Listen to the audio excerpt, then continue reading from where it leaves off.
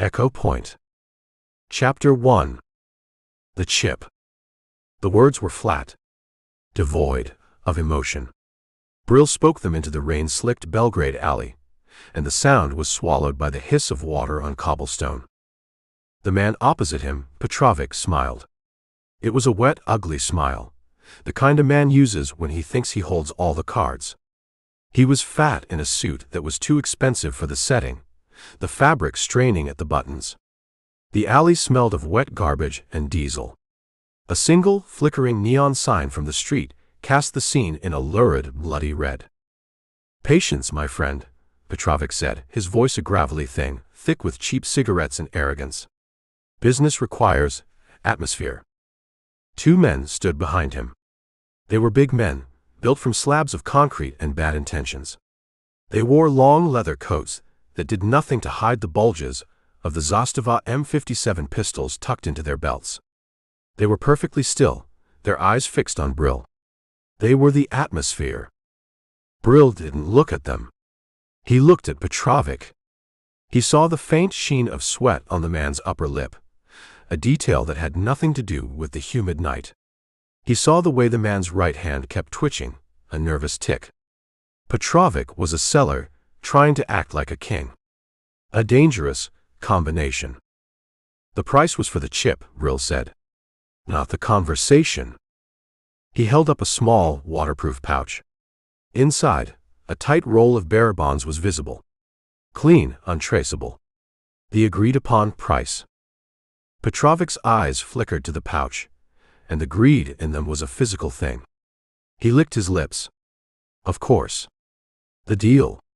He reached into the inside pocket of his suit. His hand came out not with a data chip, but with a small, silver-plated pistol. It looked like a toy in his fat hand. "The deal has been amended."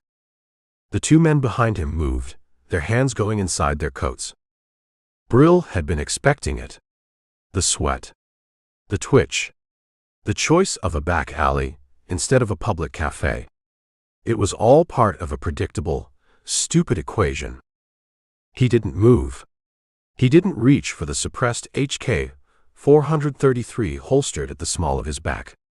He just looked at Petrovic. "You'll get a better price for the chip from the Russians," Brill said, his voice still a flat conversational monotone. "But they'll kill you after. It's their way."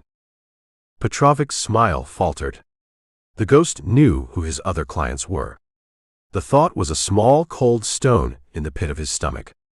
"How do you?" Brill didn't let him finish. He moved. He didn't go for his gun. He went for the ground. He kicked the edge of a large, oily puddle at his feet. A sheet of filthy, rainbow-sheened water shot up, hitting Petrovic square in the face. The man sputtered, blinded, his small pistol firing once, a panic shot that went wide and high, chipping a piece of brick from the wall.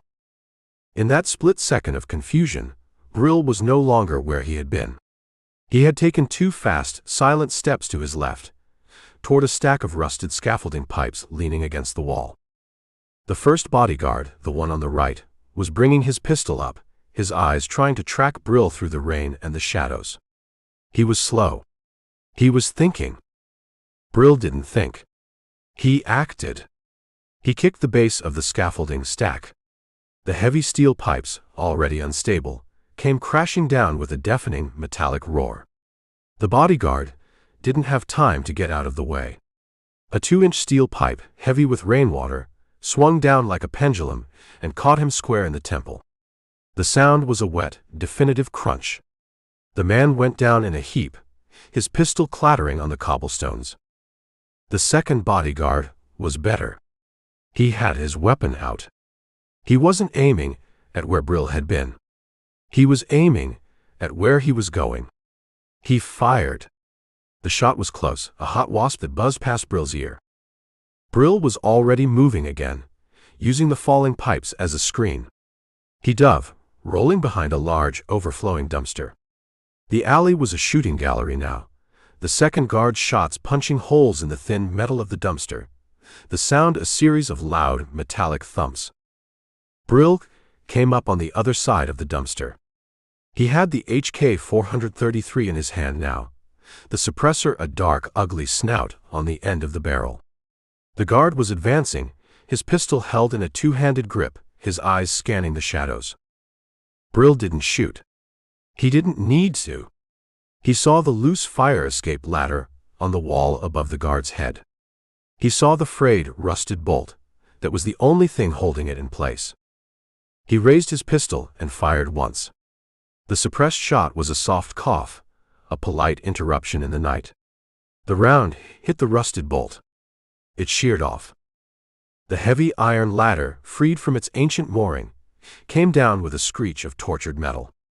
It didn't hit the guard. It hit the ground just behind him, the impact jarring, shocking. The guard spun around, startled by the new threat from behind. It was the opening Brill needed. He was on him in a blur of motion. He didn't kill him. He just broke him. A hard, vicious blow to the man's elbow with the butt of his pistol, shattering the joint. A knee to the side of the man's head. The guard crumpled, a broken puppet. The alley was suddenly, shockingly silent. The only sounds were the rain and the distant approaching wail of a police siren. Brill stood up. He walked over to Petrovic, who was still trying to wipe the oily water from his eyes, his small pistol held in a trembling hand. Brill took the pistol from him, ejected the magazine, and tossed the useless piece of metal into the dumpster. He held out his hand. Petrovic stared at him, his face a mask of disbelief and terror. He fumbled in his pocket and produced a small, encrypted data chip. He dropped it into Brill's waiting palm. Brill took the chip. He looked down at the fat, terrified man who had tried to play a king's game with a pawn's hand. He didn't say a word.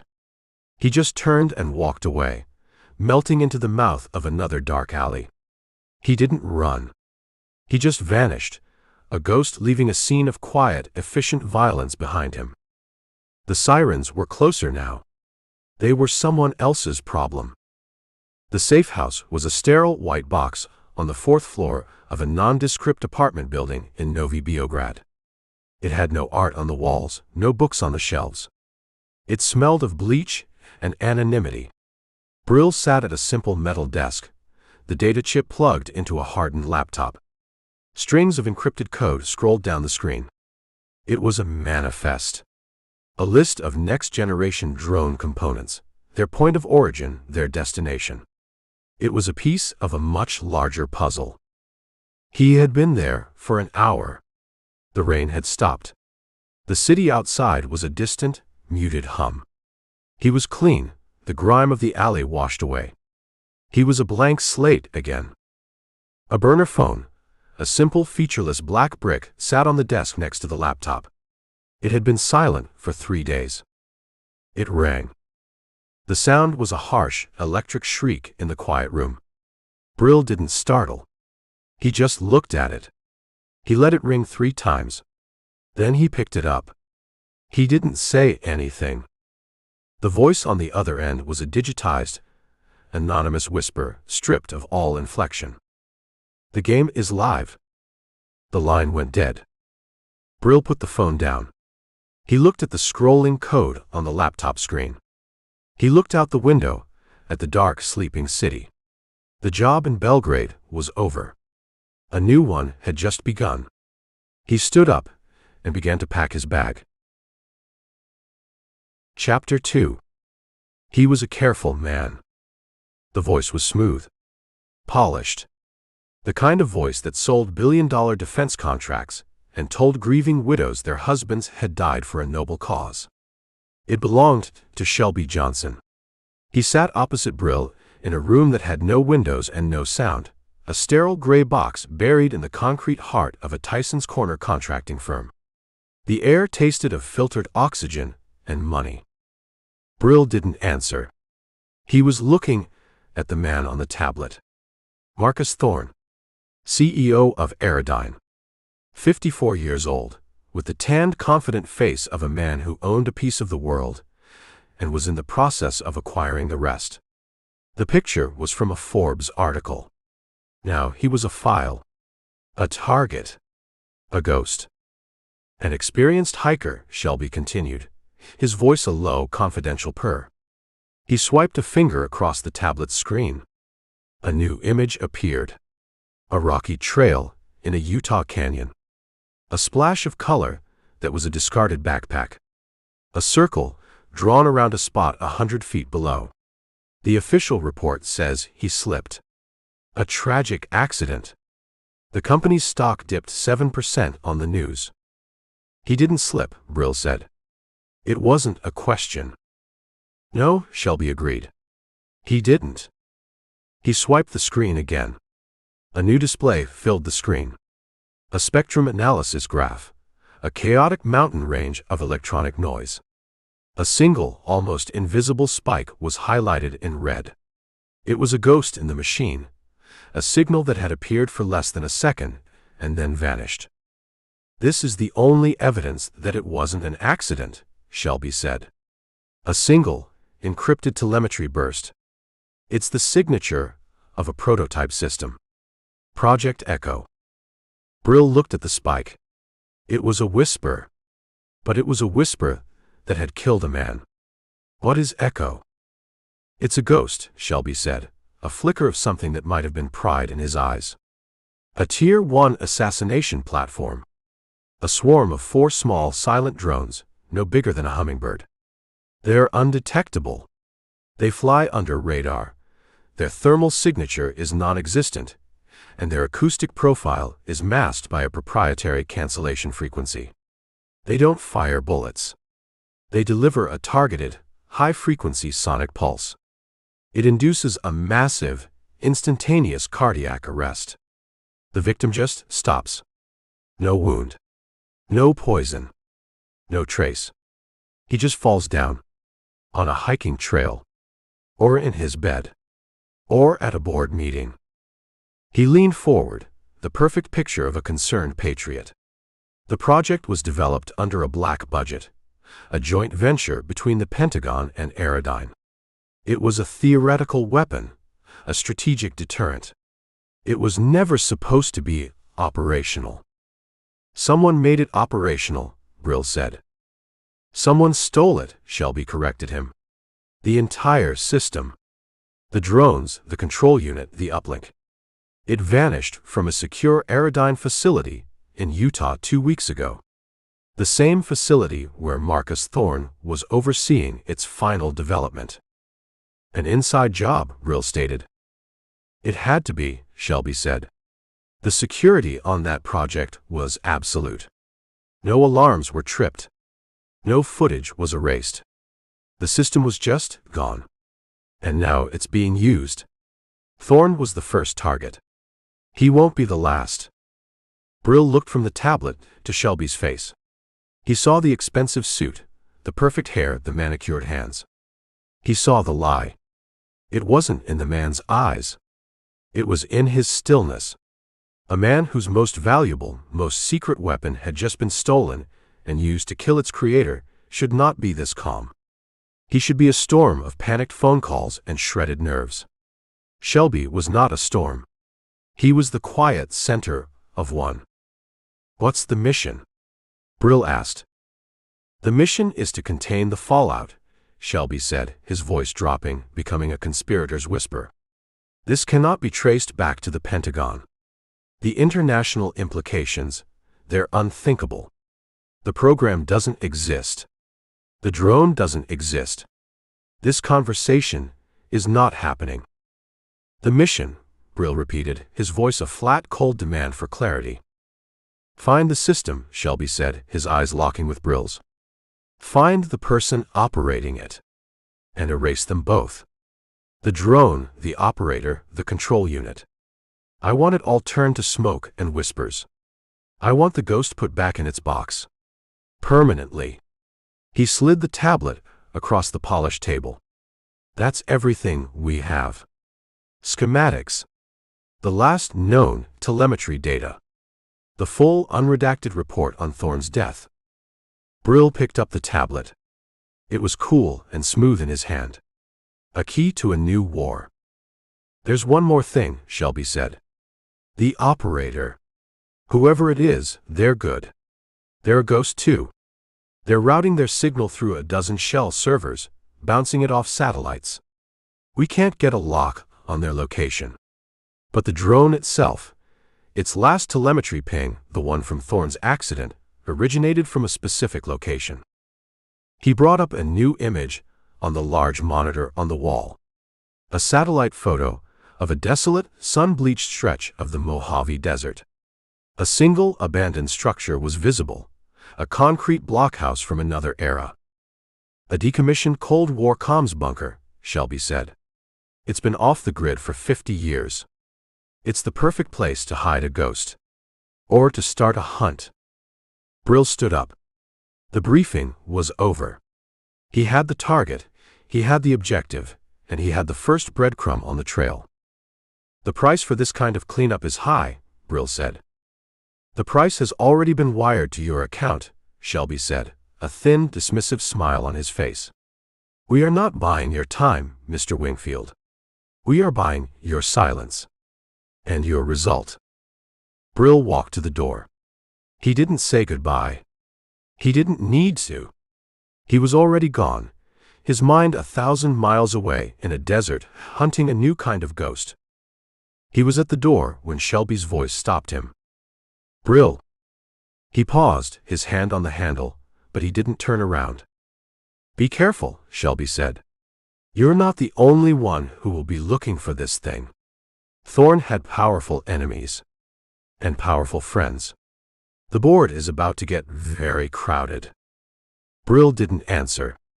He just opened the door and walked out, leaving Shelby Johnson alone in his soundproof box of secrets and lies. Chapter 3. You ever been to hell, mister? The pilot's voice was a crackle of static and cheap whiskey in Brill's headset. He was a man named Connolly with a face like a sun-dried tomato and the steady hands of a surgeon or a drunk. He banked the King Air 350, its twin turboprops biting into the thin, hot air. Brill looked out the small, thick window. The world below was a canvas of scorched brown and shimmering heat haze. The Mojave. It wasn't hell. It was just empty. Once, Brill said. The food was better. Connolly laughed, a dry hacking sound. Down there, the only thing on the menu is sand. He pointed the nose of the plane toward a scar in the brown landscape, a single dusty runway that looked like a crack in the skull of the earth. That's your stop. Jean, Nevada. Population, 12 scorpions and a guy who sells fireworks. The landing was rough, the small plane bucking and kicking in the thermal updrafts. It touched down with a jarring screech of rubber on baked asphalt and rolled to a stop in front of a single, rust-eaten hangar that looked like it had been there since the dawn of time. The heat hit Brill the moment the door opened. It wasn't just heat. It was a physical presence, a weight, a dry, suffocating blanket that sucked the moisture from his lungs. The air smelled of hot metal, creosote, and distance.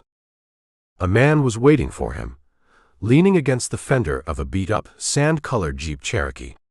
He wore a faded baseball cap and a pair of mirrored sunglasses that showed Brill his own reflection, a ghost in the shimmering glare. The man didn't offer a name. He just tossed a set of keys to Brill. She's full of gas, the man said, his voice a low, gravelly thing. And your luggage is in the back.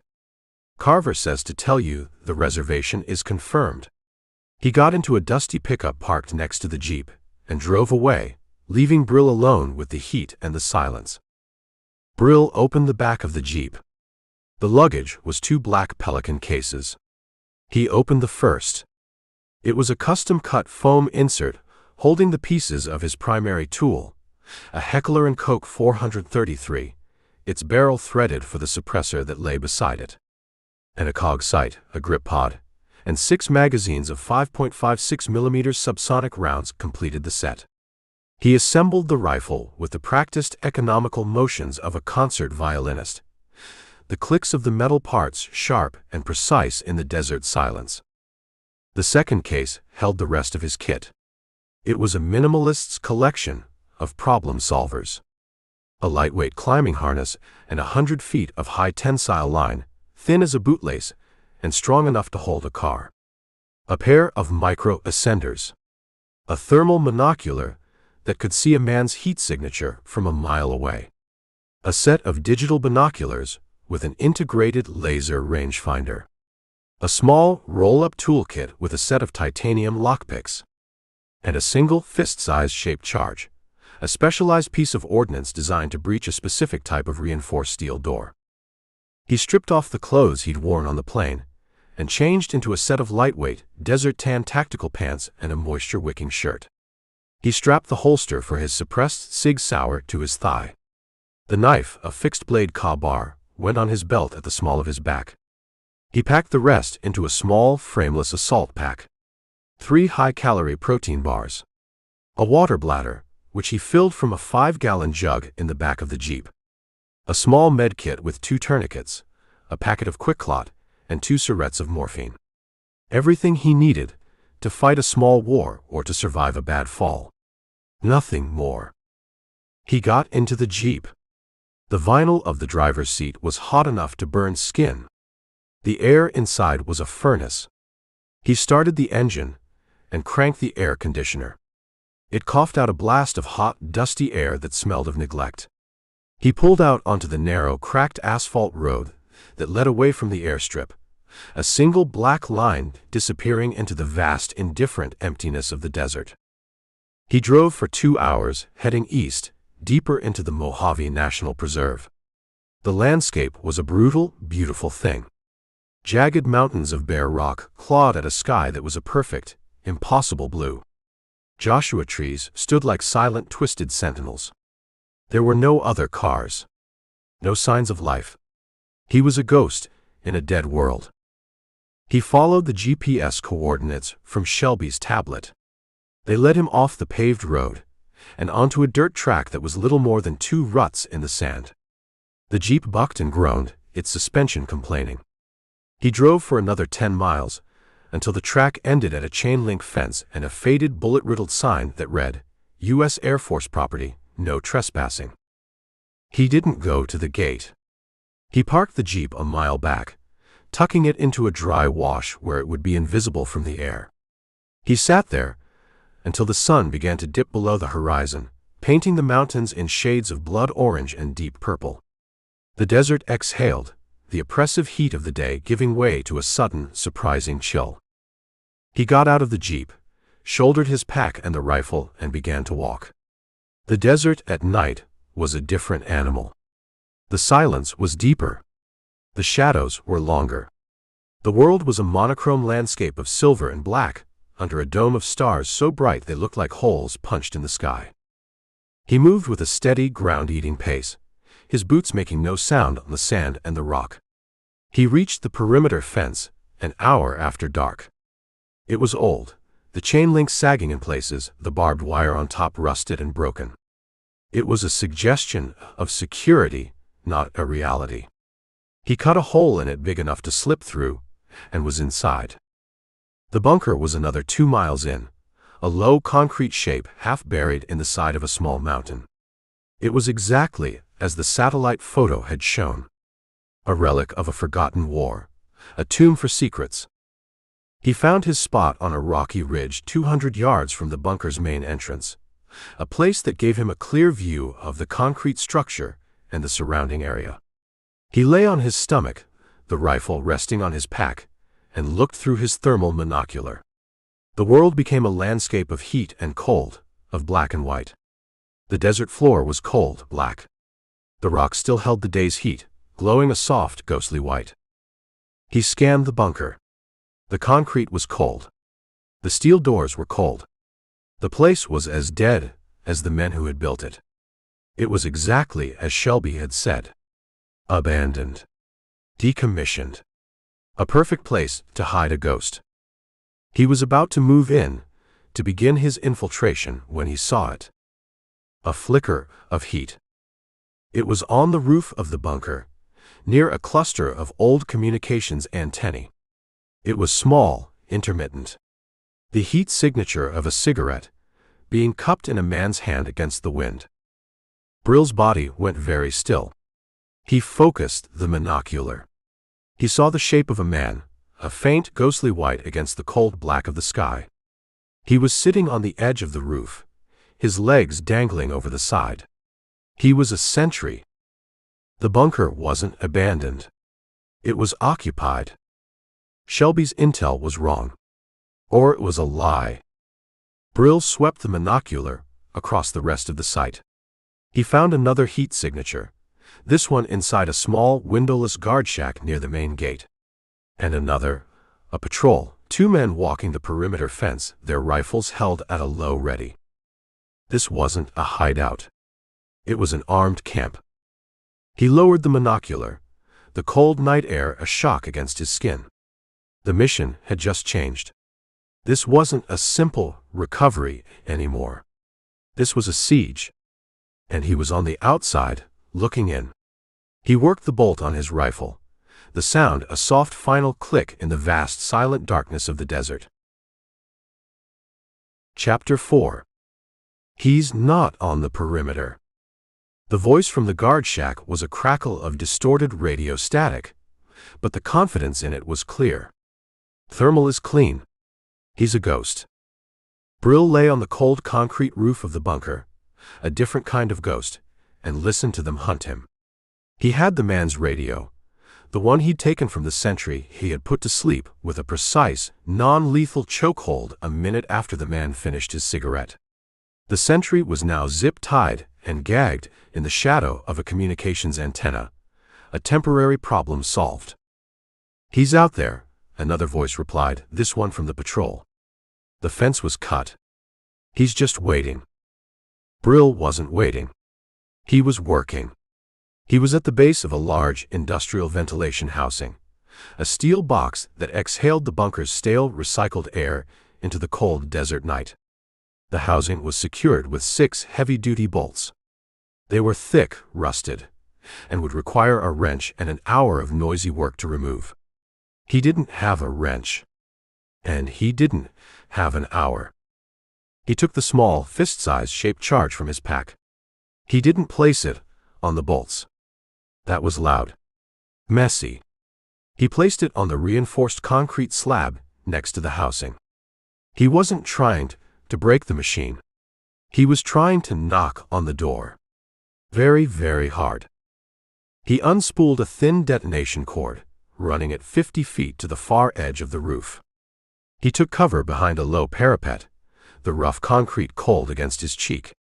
He took a deep breath, let it out slowly, and touched the 2 wires of the cord to the terminals of a 9-volt battery. The explosion wasn't a roar. It was a sharp, definitive crack like the sky breaking. A focused, surgical punch of force. It didn't destroy the vent housing. It shattered the concrete slab it was bolted to. The entire multi-ton unit dropped a full 6 inches with a groaning shriek of tortured metal, its bolts now sheared off or ripped from their moorings. A dark, gaping hole, 3 feet square, now led down into the guts of the bunker. The radio in Brill's ear erupted in a panicked chatter of Korean. What was that? An explosion. On the roof. All teams, converge on the main structure. Go. Go.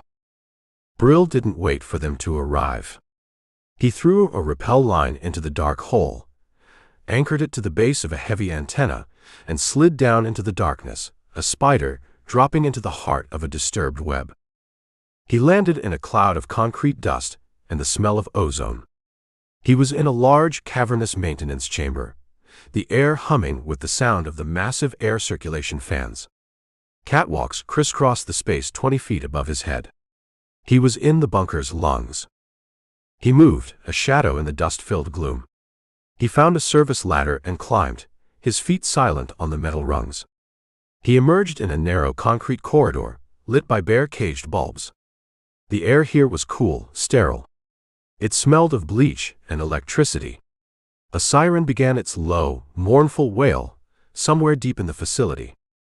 He moved down the corridor, his HK-433 held at a low ready. He passed a series of heavy steel doors, each marked with a stenciled number. He wasn't guessing. He had the layout memorized from Shelby's tablet. He was heading for the communications hub. He rounded a corner and froze. A man stood 10 yards away, his back to Brill. He was a professional, not a conscript. He wore black tactical gear, his weapon, a compact submachine gun held with a casual familiarity.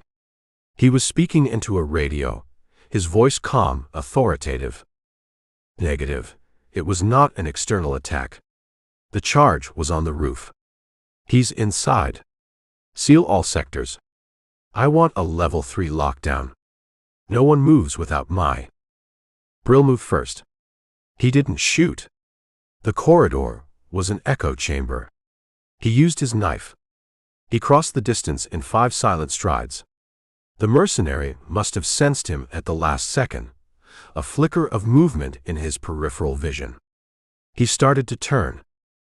Brill's left arm snaked around the man's throat, his forearm locking under the chin, cutting off the air. The man was strong. He drove his elbow back in a vicious, practiced blow that Brill deflected with his hip. The man tried to bring his submachine gun around, to fire a blind burst. Brill didn't give him the chance. He drove the point of his Kabar knife up and under the man's jaw, a hard upward thrust that severed the brainstem. The man's body went rigid for a single, silent second, a tremor of pure, final electricity passing through him. Then he went limp, a dead weight. Brill lowered him to the floor, pulling his knife free. He took the man's radio and keycard. He continued down the corridor. He found the comms room at the end of the hall. The door was locked, a heavy steel slab with a keycard reader. He swiped the dead man's card. The light flashed green. He was in. The room was a nest of humming servers and glowing monitors. This was the bunker's nerve center, the source of the signal. But the echo control system wasn't here. This was just a relay station, a hardened node in a much larger network. He saw it on a charging cradle in the corner. A satellite phone. A ruggedized Iridium model. He walked over to it. The call log was wiped. The memory was clean. But a man who is careful enough to wipe his phone is also a man who is careless enough to think that's all he needs to do. Brill pulled a small, specialized device from his pack, a data extractor that bypassed the phone's operating system and went straight for the residual data on the SIM card and internal memory. He plugged it in. The small screen on the extractor came to life, lines of code scrolling as it pulled the phone's digital ghost from the ether. He had it in less than a minute. A series of encrypted data bursts, all routed to a single, recurring satellite address. The address was masked, hidden behind a shell corporation registered in the Cayman Islands. But the name of the corporation was not Acheron Capital. Brill pulled the extractor from the phone. He had the name. He had the next breadcrumb. He heard footsteps in the corridor outside. Heavy. Multiple men. They were moving fast. They knew where he was. He looked at the server racks. He looked at the single, heavy steel door. He wasn't going to fight his way out. That was their game. He had to change the board. His eyes landed on the fire suppression system control panel on the wall. A series of large, red levers. The system was old, designed for a Cold War bunker. It didn't use water. It used halon gas.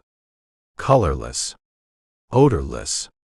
It would displace all the oxygen in the room in 30 seconds, suffocating a fire. And any men who happened to be breathing. The first of the mercenaries appeared in the doorway, his rifle up, a beam of white light from his weapon-mounted flashlight cutting through the gloom. Brill didn't hesitate. He pulled the largest red lever down. A loud hiss filled the room as the halon gas began to flood in from nozzles in the ceiling. A red warning light began to flash on the control panel.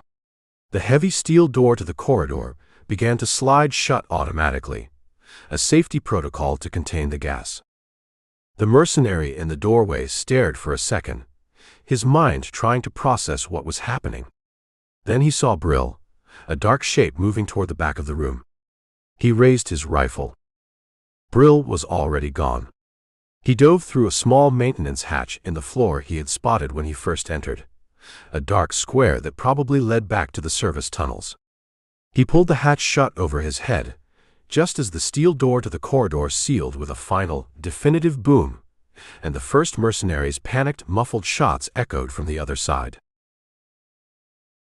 Chapter 5. It's a beautiful prison. The voice belonged to the man who had picked Brill up from a private airstrip outside Seattle. He was another of Carver's anonymous assets, a man in a gray suit with a face that was utterly forgettable. He gestured with his chin toward the black glass skyscraper that dominated the skyline, a monolithic tombstone that seemed to absorb the weak, watery sunlight. They say the windows don't open. The air is recycled. The coffee is free.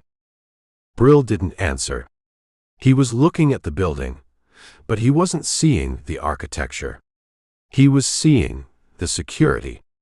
The Acheron Capital Headquarters wasn't a building. It was a fortress. He had spent the last 36 hours in motion. A silent flight from a desert strip to a corporate airfield outside Portland. A sterile rental car with no history. A 2-hour drive north through a landscape of relentless, dripping green. The desert's dry, clean heat was a distant memory, replaced by the damp, oppressive chill of the Pacific Northwest. The air smelled of saltwater, coffee, and wet pavement. He had checked into a corporate apartment in Belltown, another of Carver's soulless, high-tech boxes in the sky. He had showered, eaten a single protein bar, and then he had come here to this street corner to watch his new enemy sleep. The perimeter is a work of art, the driver continued, his voice a low, professional murmur of appreciation. Pressure plates under the sidewalks. Microwave emitters on the setbacks. The glass is blast-resistant, and every pane is wired with a vibration sensor. The security team is all ex-SAS. The best money can buy. Everyone's for sale, Brill said, his voice a low rumble. He was watching the main entrance. A single, revolving door of armored glass. 2 men in sharp, tailored suits stood inside, their posture relaxed but their eyes constantly moving. They weren't just security guards. They were operators. Not these guys, the driver said. Acheron pays them 3 times what the government did. And they have a better dental plan. He turned to Brill. Carver said to give you the lay of the land, and then to make myself scarce. The land is laid. You're on your own. The man drove away, leaving Brill alone on the wet sidewalk. He didn't move for a long time. He just watched the building, a ghost in the morning rush of tech workers with their lanyards and their lattes. He was mapping its rhythm, its pulse. He saw the employee entrance, a steady flow of people swiping keycards. He saw the delivery vans in the service alley. Each one stopped, searched, and scanned by a team of guards before being allowed into the underground loading bay. He saw the cameras, small, discreet domes tucked into every corner, their lenses the cold, black eyes of a spider. He spent the day in a coffee shop across the street, a place that smelled of burnt beans and ambition. He sat by the window, a laptop open in front of him, a cup of black coffee his only prop. He wasn't working. He was hunting. He watched the faces of the people who went in and out of the Black Tower. They were young, smart, well-dressed. They were the new soldiers of a new kind of war, a war fought with algorithms and stock prices. He knew, with a cold, absolute certainty, that a physical infiltration was impossible. The fortress was too hard. The guards were too good. He couldn't break the walls. So, he would have to find someone to open the door for him.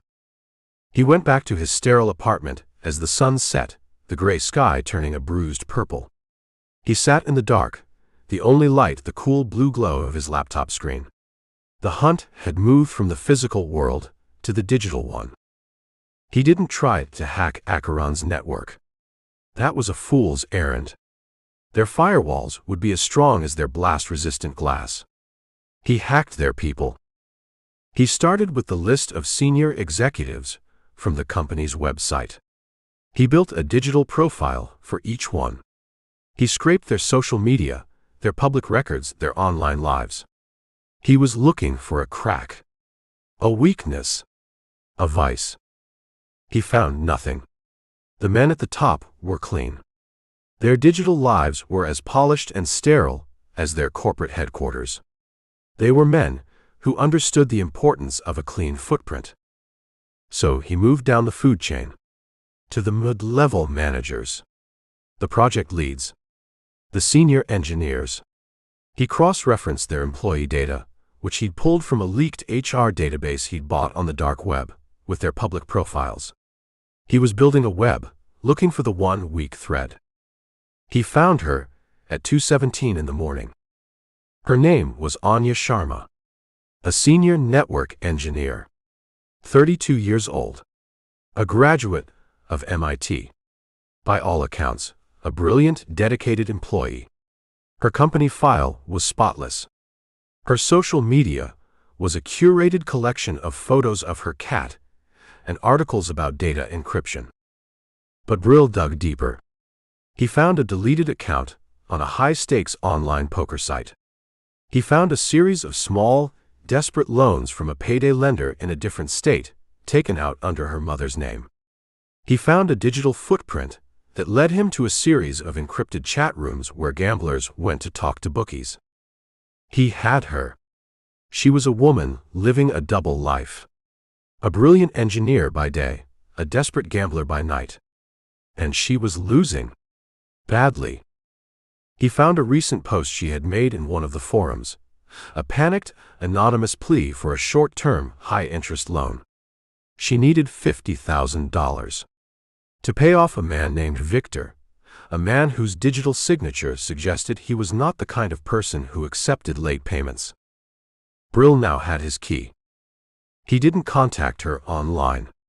That was her world. He would meet her in his. The next morning, he was back at the coffee shop across from the Acheron Tower. He sat at a small table near the door, reading a newspaper. At 8:15 a.m., she walked in. She looked exactly like her employee photo, sharp, intelligent, with a tired, stressed look around her eyes that the corporate headshot had carefully airbrushed away. She ordered a large black coffee and a croissant she wouldn't eat.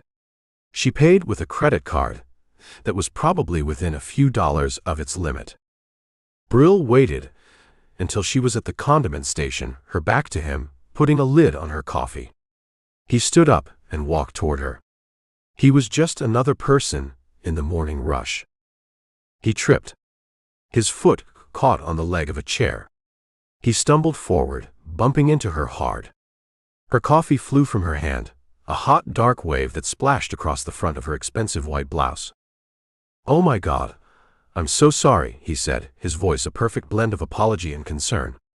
He grabbed a handful of napkins and began to dab uselessly at the spreading brown stain. It's fine, she said, her voice tight with a frustration that had nothing to do with the coffee. She was trying to push past him, to get away. "Please, let me buy you another coffee," he insisted. "And pay for the dry cleaning. It was my fault. Completely." He was in her personal space now. He could smell her perfume, a faint, clean scent. He could see the fine lines of stress around her eyes. "Really, it's okay," she said, trying to brush him off. He leaned in closer, his voice dropping to a low, confidential whisper that was only for her. $50,000 is a lot of money, Anya. And Victor is not a patient man." She froze. The color drained from her face. Her eyes, which had been annoyed and dismissive, were now wide with a pure animal terror. She stared at him, her mouth opening and closing silently. She was looking at a ghost who knew her deepest, darkest secret. Who are you?" she finally whispered, her voice a strangled thing. "I'm the man who is going to solve your problem," Brill said, his voice still a low, calm murmur. He stepped back, giving her space. He took a business card from his pocket. It was blank, except for a single 10-digit number. A burner phone. "You're going to go to work," You're going to pretend this conversation never happened. And tonight, at 7 o'clock, you're going to call this number. And you're going to give me a key." He pressed the card into her trembling hand. He didn't wait for an answer. He just turned and walked out of the coffee shop, leaving her standing there, a hot coffee stain on her blouse, and a cold block of ice in the pit of her stomach. Chapter 6. "You have to help me." The voice on the burner phone was a thin, ragged whisper, stripped of the sharp, corporate confidence Brill had seen in the coffee shop. It was Anya Sharma. She had made the call. Brill stood in the darkness of his sterile apartment, looking out the floor-to-ceiling window at the lights of Seattle, a glittering web of promises and lies. "I'm not here to help you," he said, his voice a low, flat line. "I'm here to offer you a choice." "What choice?"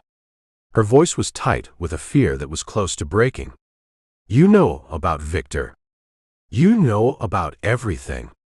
You've ruined me." "Victor is going to ruin you," Brill corrected her. "Your employers at Acheron are going to ruin you.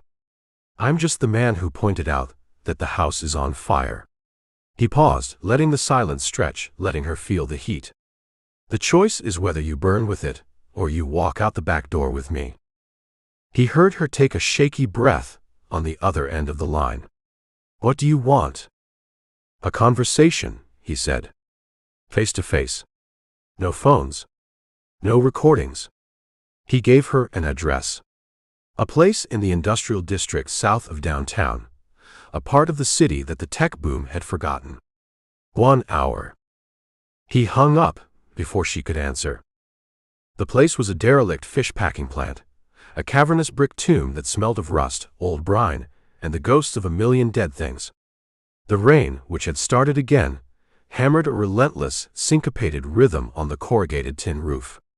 Brill stood in the center of the vast, empty processing floor, a single bare bulb high overhead, casting a weak yellow circle of light, leaving the corners of the room in deep, impenetrable shadow. He had chosen the location for its acoustics, for its isolation, for the way the sheer, oppressive emptiness would work on the nerves of a woman used to clean, well-lit offices. She arrived exactly 1 hour later. She was alone.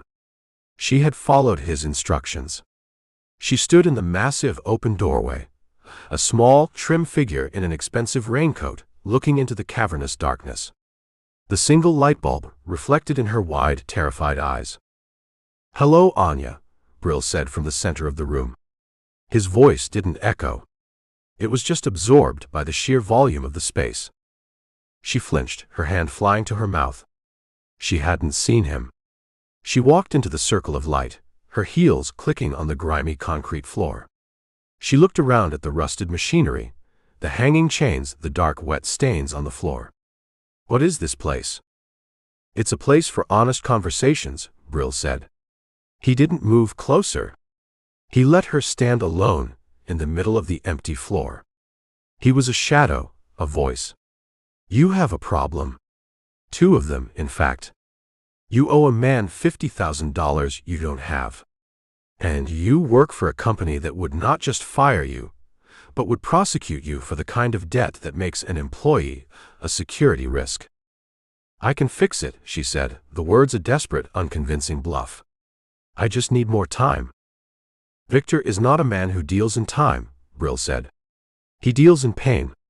And your company deals in secrets.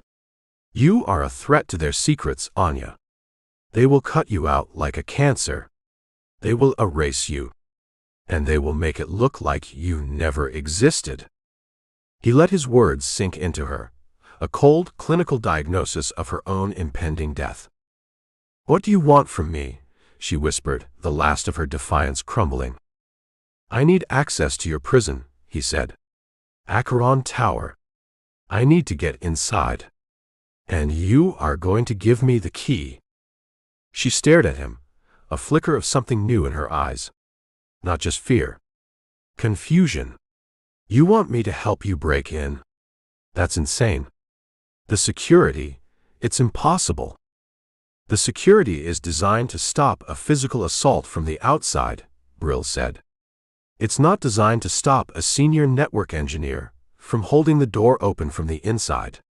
He took a step closer, finally moving out of the deeper shadows. I don't want your passwords. I don't want you to disable the network. The digital footprint would lead right back to you.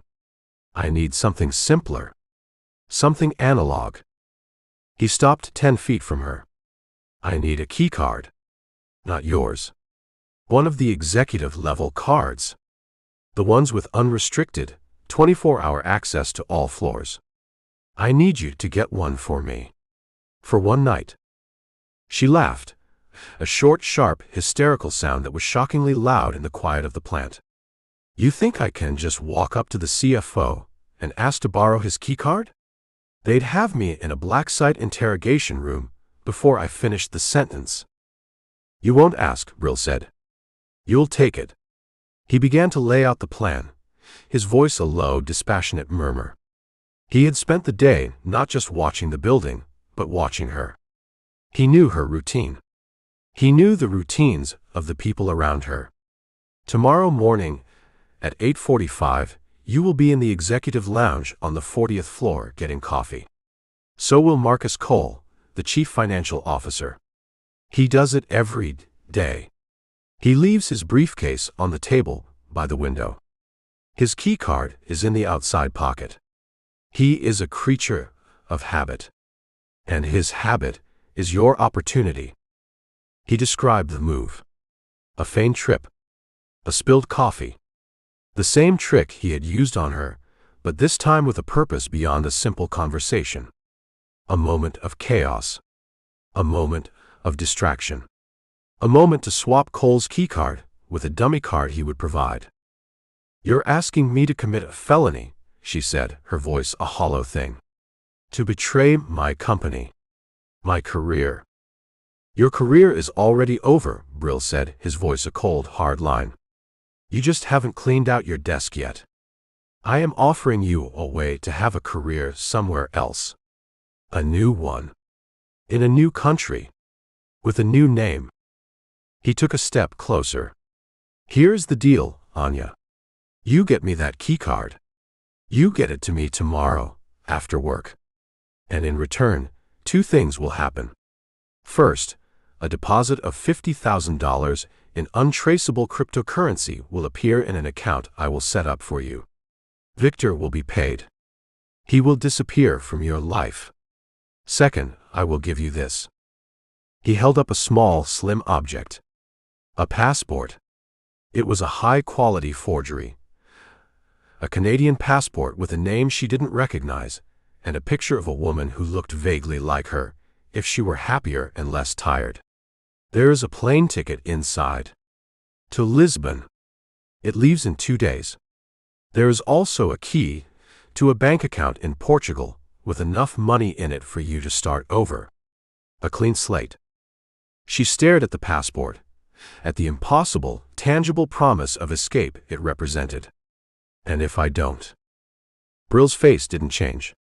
He didn't threaten her. He just stated a simple, brutal fact. Then, I will send an anonymous email to your head of security. It will contain the details of your online poker account and your conversations with Victor. I will solve my problem by creating a new one for them. They will find a new way into their own building. And you will be dealt with. And then Victor will find you. And he will deal with you in his own way. He laid the choice at her feet, a clean, simple binary option. Ruin and death. Or treason and a new life. She looked from the passport in his hand to his cold, unblinking eyes. She saw no mercy there. No compassion.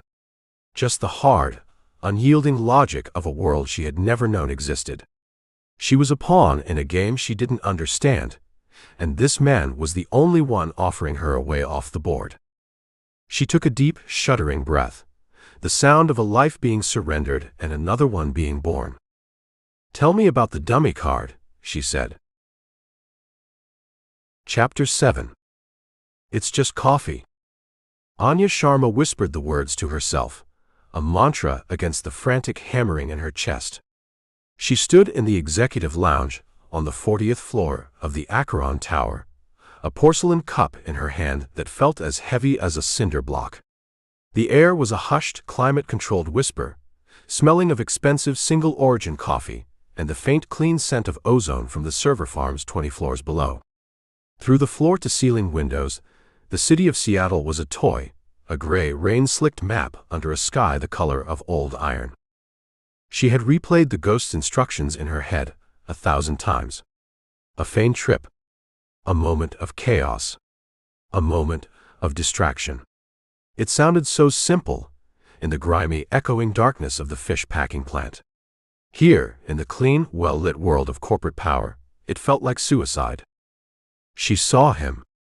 Marcus Cole, the carbon monohypofluorite. He walked into the lounge at 8:45 a.m., just as the ghost had said he would. He was a creature of perfect, arrogant habit. He wore a suit that cost more than her car, his silver hair was perfectly coiffed, and he was talking loudly into a Bluetooth earpiece about leveraged debt. He didn't look at the other junior executives in the room. They were just furniture to him. He went to the espresso machine. He placed his slim, carbon fiber briefcase on the small glass table by the window. The same table. Always the same table. His executive keycard, the one with the gold stripe, was in the outside mesh pocket. It was a status symbol, a casual display of his access, his importance. It was an invitation. Anya's heart hammered against her ribs. Her hands were slick with a cold sweat. She could feel the dummy card Brill had given her in the pocket of her blazer. It was a perfect replica, right down to the weight and the texture. But it was a lie, and she was about to place that lie in the heart of the most secure building on the West Coast. Cole finished with the espresso machine. He turned, still talking into his earpiece, and walked toward his table. This was it. The window of opportunity was about to open. Anya took a deep, shuddering breath. It's just coffee. She started walking, her path a carefully calculated intersection with Cole's. She was looking at her phone, pretending to read an urgent email, her face a mask of professional distraction. 5 feet away. 4. She tripped. She let her ankle roll, a convincing, clumsy stumble. The coffee cup flew from her hand, a perfect hot dark arc that splashed across the front of Marcus Cole's immaculate $1,000 suit. "Oh my God!" Anya cried, the sound a perfect blend of shock and mortification. Cole roared, a sound of pure wounded outrage. "What the hell?" He jumped back, staring down at the spreading brown stain on his trousers and jacket as if he'd just been shot. He ripped the earpiece out. "Are you blind? Do you know what this suit costs?" The lounge went silent. Everyone was staring. It was the chaos. The distraction. "I'm so sorry, Mr. Cole," Anya stammered, grabbing a fistful of napkins from a dispenser. "I wasn't looking, my heel." She knelt, dabbing uselessly at his trousers, her movements a flurry of apology. She was in the perfect position. Her body shielded the briefcase from view. Her frantic, apologetic movements were the perfect cover. Her left hand, the one with the napkins, kept dabbing. Her right hand, trembling, slid into her pocket, her fingers closing around the cool, smooth plastic of the dummy card. Cole was still ranting, his voice a low, furious bellow. "Incompetence. People in this company." Anya's right hand moved, a snake in the grass. It slid out of her pocket. It moved toward the briefcase on the table beside her. Her fingers brushed the mesh pocket. She could feel the hard, rectangular shape of the real keycard. Her heart was a roaring in her ears. She was going to be caught. An alarm would go off. The men with guns would come. She made the swap. It was a single fluid motion, a pickpocket's grace she never knew she possessed. The real card was in her hand. The dummy card was in the mesh pocket. It took less than a second. She pulled her hand back, her fist clenched around the stolen keycard, her knuckles pressing into the soft leather of her own pocket. She stood up, still stammering apologies. "I'll pay for the cleaning, of course, Mr. Cole. I am so sorry." Cole just glared at her, his face a mask of pure aristocratic contempt. He didn't even see her as a person. She was just an inconvenience, a stain on his perfect day. He snatched the napkins from her hand, brushed past her without another word, and stalked out of the lounge, presumably to find a new suit, a new coffee, and someone to fire. The lounge slowly returned to its normal, hushed rhythm. People went back to their conversations, their laptops. The show was over.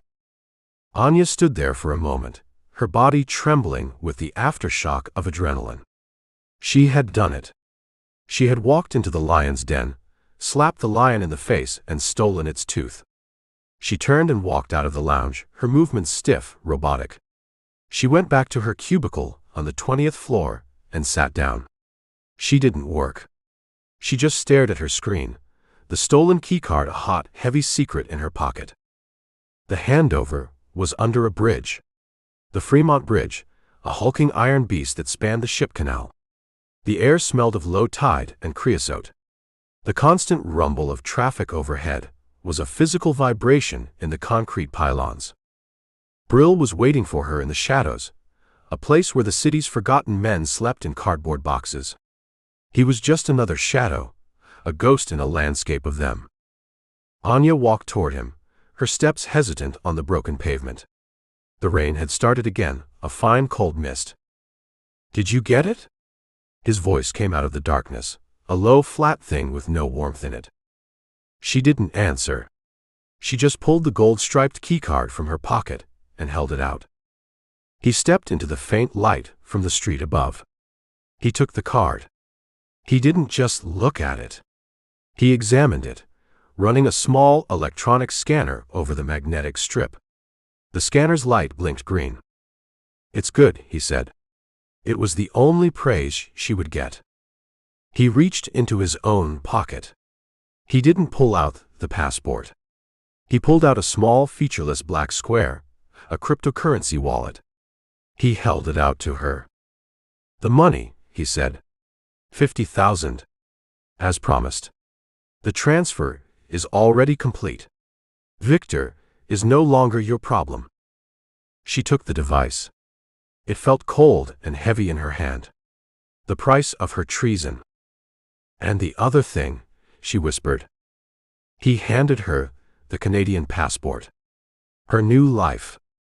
She opened it. The face of the woman in the picture was hers, but it wasn't.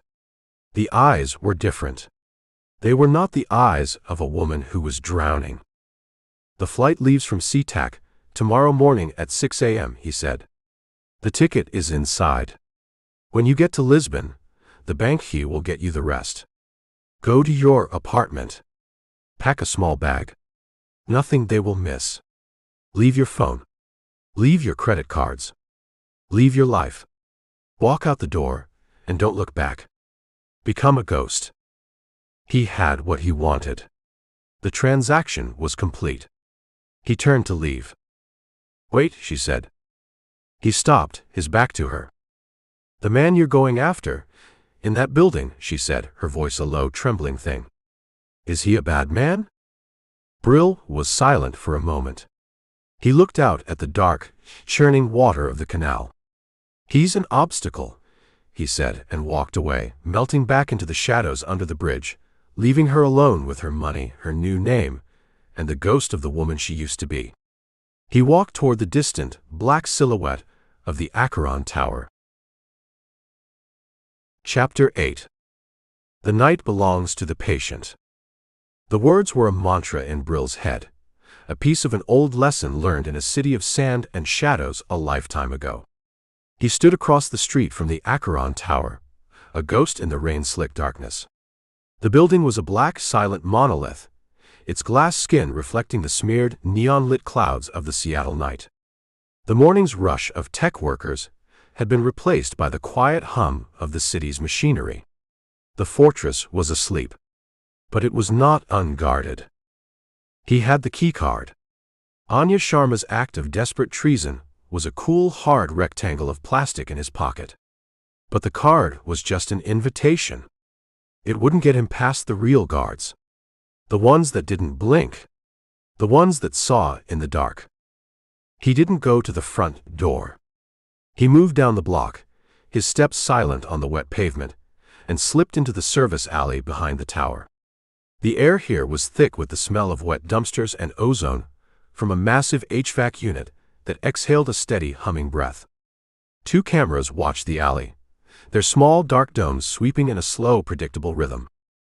He waited in the deep shadow of a recessed doorway, a man made of patience and stillness. He watched the cameras sweep for a full 10 minutes. Their patterns were perfect, overlapping. There were no blind spots. He took a small flat black device from his pack. A radio frequency jammer. He didn't turn it on. That would be a loud, clumsy alarm. Instead, he opened its casing and attached a single, hair-thin wire to the emitter. He ran the wire along a conduit pipe on the wall, a spider spinning a web, until it was directly beneath the first camera. He attached a small, magnetic node to the camera's metal housing. He did the same for the second camera. He went back to his shadow and activated the jammer. He wasn't broadcasting a wide, disruptive signal. He was feeding a low-power, targeted stream of static directly into the camera's power lines. In the security control room, 2 screens wouldn't go black. They would just show a soft, fuzzy, unchanging image of an empty alley. A ghost in the video feed. He walked to the service entrance. It was a heavy, windowless steel door with a keycard reader. He held his breath and swiped Anya's stolen card. The light on the reader blinked from red to green with a soft, permissive click. He pulled the heavy door open, slipped inside, and closed it behind him, the silence of the building's guts swallowing him whole. He was in a concrete corridor, the air cool and sterile. A single camera watched the hall. This one was different. It was behind a wire cage, and a small, blinking red light indicated it was on a closed, hardwired circuit. His jammer was useless here. He didn't try to disable it. He walked down the corridor, his pace steady, his head down. He wore the gray coveralls of a maintenance worker, a costume he had acquired from a janitorial supply store. He carried a metal toolbox. He was just a man on the late shift, checking a faulty circuit. He was invisible because he was boring. He walked directly under the camera and through a set of double doors at the end of the hall. No alarms went off. He was in the base of the main elevator shaft. He didn't call an elevator. The elevators required a second level of authentication, a biometric thumbprint scan. He looked up. The shaft was a black, vertical throat that rose 50 stories into the sky. He clipped his climbing harness on. He attached his micro-ascenders to the thick, greasy steel cable of the nearest elevator car, which was parked on a higher floor. He began to climb, his movements a fluid, silent rhythm, a man climbing a rope into the heart of the enemy's fortress. He stopped at the 20th floor, the one where Anya worked. He pried the elevator doors open with a small, carbon fiber crowbar, just enough to slip through. The office was a vast, open-plan sea of dark cubicles, the only light the faint, ghostly glow of sleeping monitors. The floor was the trap. He took a small aerosol can from his toolbox. It wasn't paint. It was a fine, aerosolized powder, the kind used by forensic teams to dust for fingerprints. He sprayed a light, almost invisible mist onto the floor in front of him. The powder settled on the dark, polished concrete, and it revealed the lines. A faint, geometric grid of squares. Pressure plates. He took a thin, flexible sheet of carbon fiber from his toolbox and laid it on the floor, bridging 2 of the squares. He stepped onto it, his weight distributed perfectly. He moved across the floor like a man playing a deadly game of hopscotch, placing the sheet, stepping, retrieving it, placing it again. It was slow, painstaking work. A single misstep, A single shift in weight, and the silent alarm would bring the XSAS team down on him in seconds. He reached the stairwell. He opened the door. The stairs were his highway. He climbed, floor after silent floor. He bypassed the 30th, the executive level. The security there would be even tighter. His target was higher. He stopped at the 39th floor. The server farm. The door was a thick slab of steel with no handle, just a biometric scanner and a retinal scanner. A dead end. He didn't try the door. He looked up. A ventilation grate, set into the ceiling. He pulled a small, collapsible ladder from his toolbox and set it up. He removed the grate. The duct was narrow, a tight black square. He pulled himself up, his toolbox dangling from a cord, and began to crawl. The air in the duct was cold, the metal vibrating with the low hum of the servers. He crawled for 50 feet, following the schematics from Shelby's tablet. He came to a junction. He took the left fork. Another 20 feet, and he saw it. A faint, blue-green light filtering through a grate below him. He peered through. He was directly above the server room. It was a technological cathedral, rows of black server racks blinking with a million tiny silent lights. The air was kept at a steady, frigid temperature. No people, just the machines and the lasers. A web of thin red laser beams crisscrossed the room, a beautiful deadly cat's cradle. They were invisible to the naked eye, but his thermal monocular showed them clearly, a grid of heatless fire. He took out the forensic powder again. He opened the grate a crack and gently blew a small cloud of the fine gray dust into the room. The dust caught the air currents from the cooling fans and drifted down, a slow, silent snowfall. And as it fell, it revealed the precise location of the beams, the dust motes clinging to the invisible lines of light. He had his map. He tied his rappel line to a support strut in the duct. He dropped the line down. It hung, a single black thread in the middle of the laser grid. He took a deep breath and began his descent. It was a dance. A slow, three-dimensional ballet in a web of invisible fire. He moved with a preternatural grace, twisting his body, contorting his limbs to avoid the beams. An inch to the left, and an alarm would scream. An inch to the right, and the room would be flooded with inert gas. He landed on the raised floor of the server room, as softly as a drop of rain. He didn't move for a full minute, his body frozen, listening, feeling. The only sound was the hum of the servers, the quiet digital heartbeat of Acheron Capital. He had made it. He was in the brain. He walked to the main administrator's console, a bank of monitors glowing with stock tickers and data streams. He didn't sit down. He took a small black device from his toolbox, a data tap, and plugged it into a port at the back of the console. He attached his own hardened laptop. He wasn't here to steal their money. He was here to steal their secrets. He began to type, his fingers a blur on the keyboard. Chapter 9.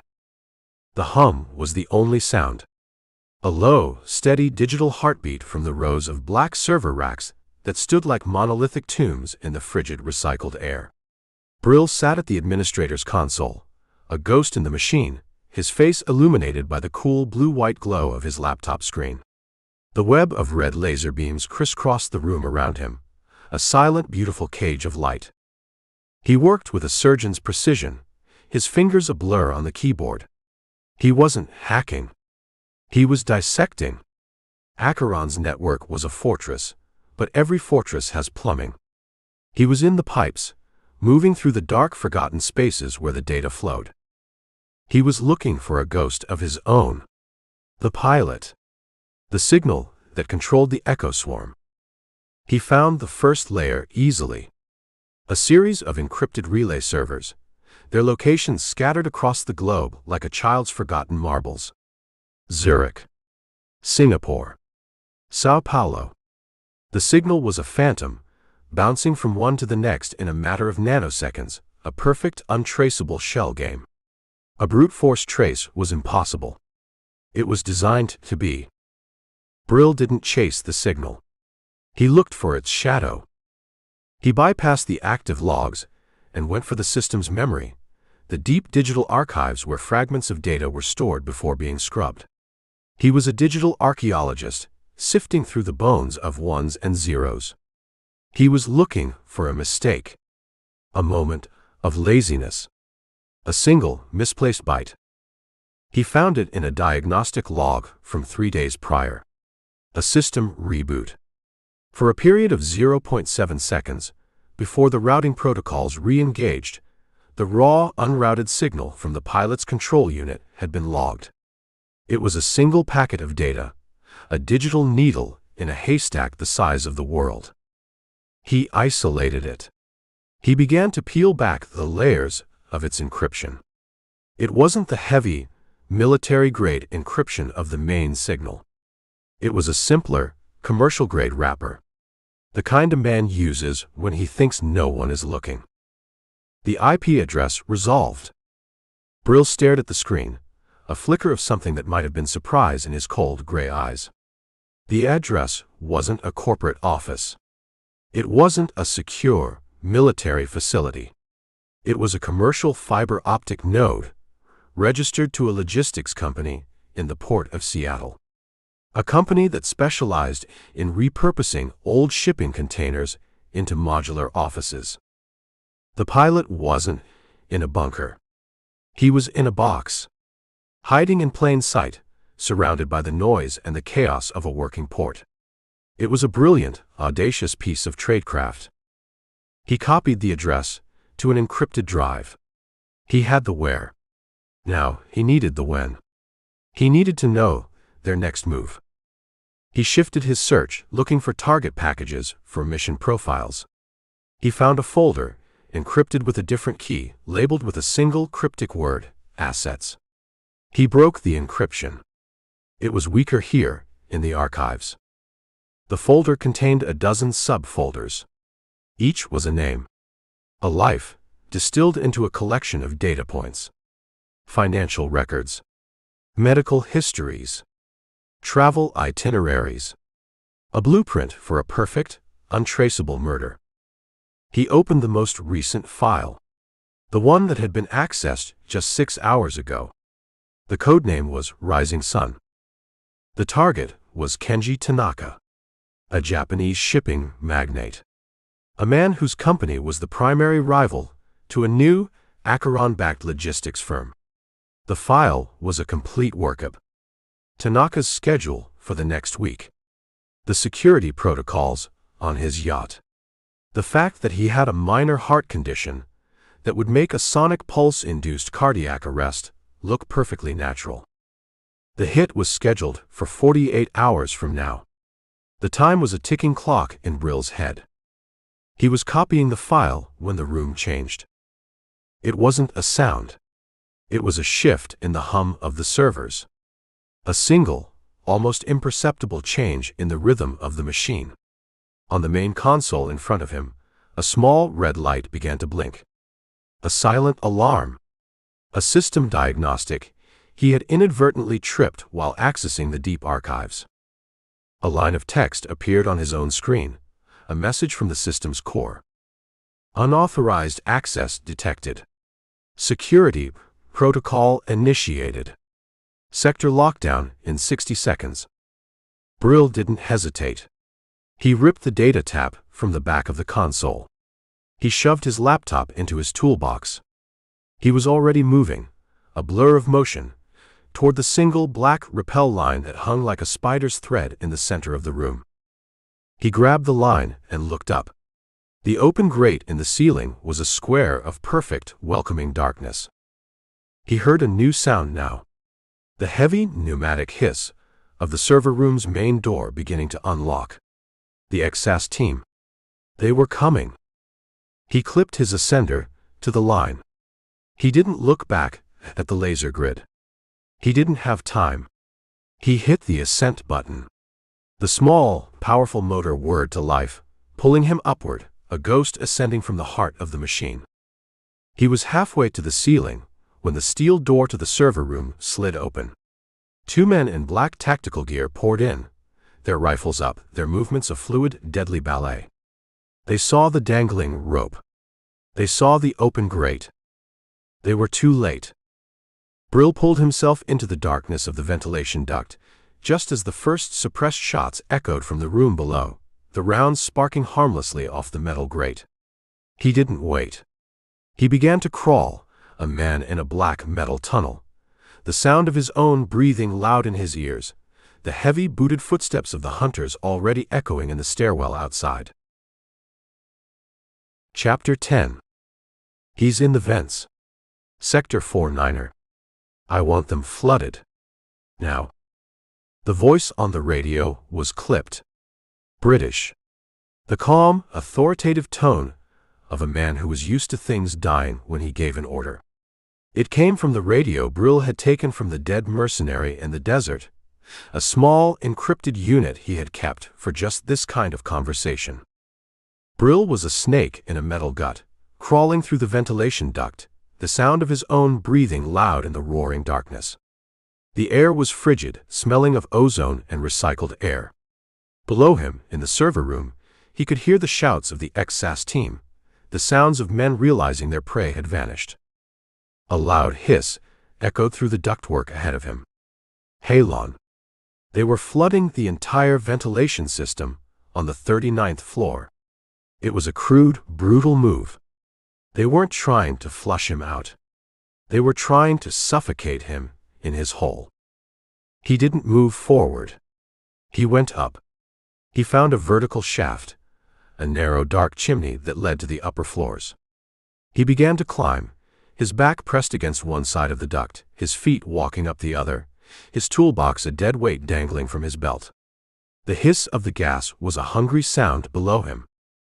He reached the 40th floor, the executive level. He found a grate that opened into the ceiling of a men's restroom. He listened. The building was a hive that had just been kicked. He could hear the heavy rhythmic thud of boots on the floor below, the clipped professional chatter on the radio. Status on the stairwells? The British voice, the team leader, asked. Alpha team has the east stairs locked down, another voice replied. Bravo team is on the west. Elevators are disabled. He's boxed in on the upper floors. Brill removed the grate and dropped into the restroom as softly as a drop of rain.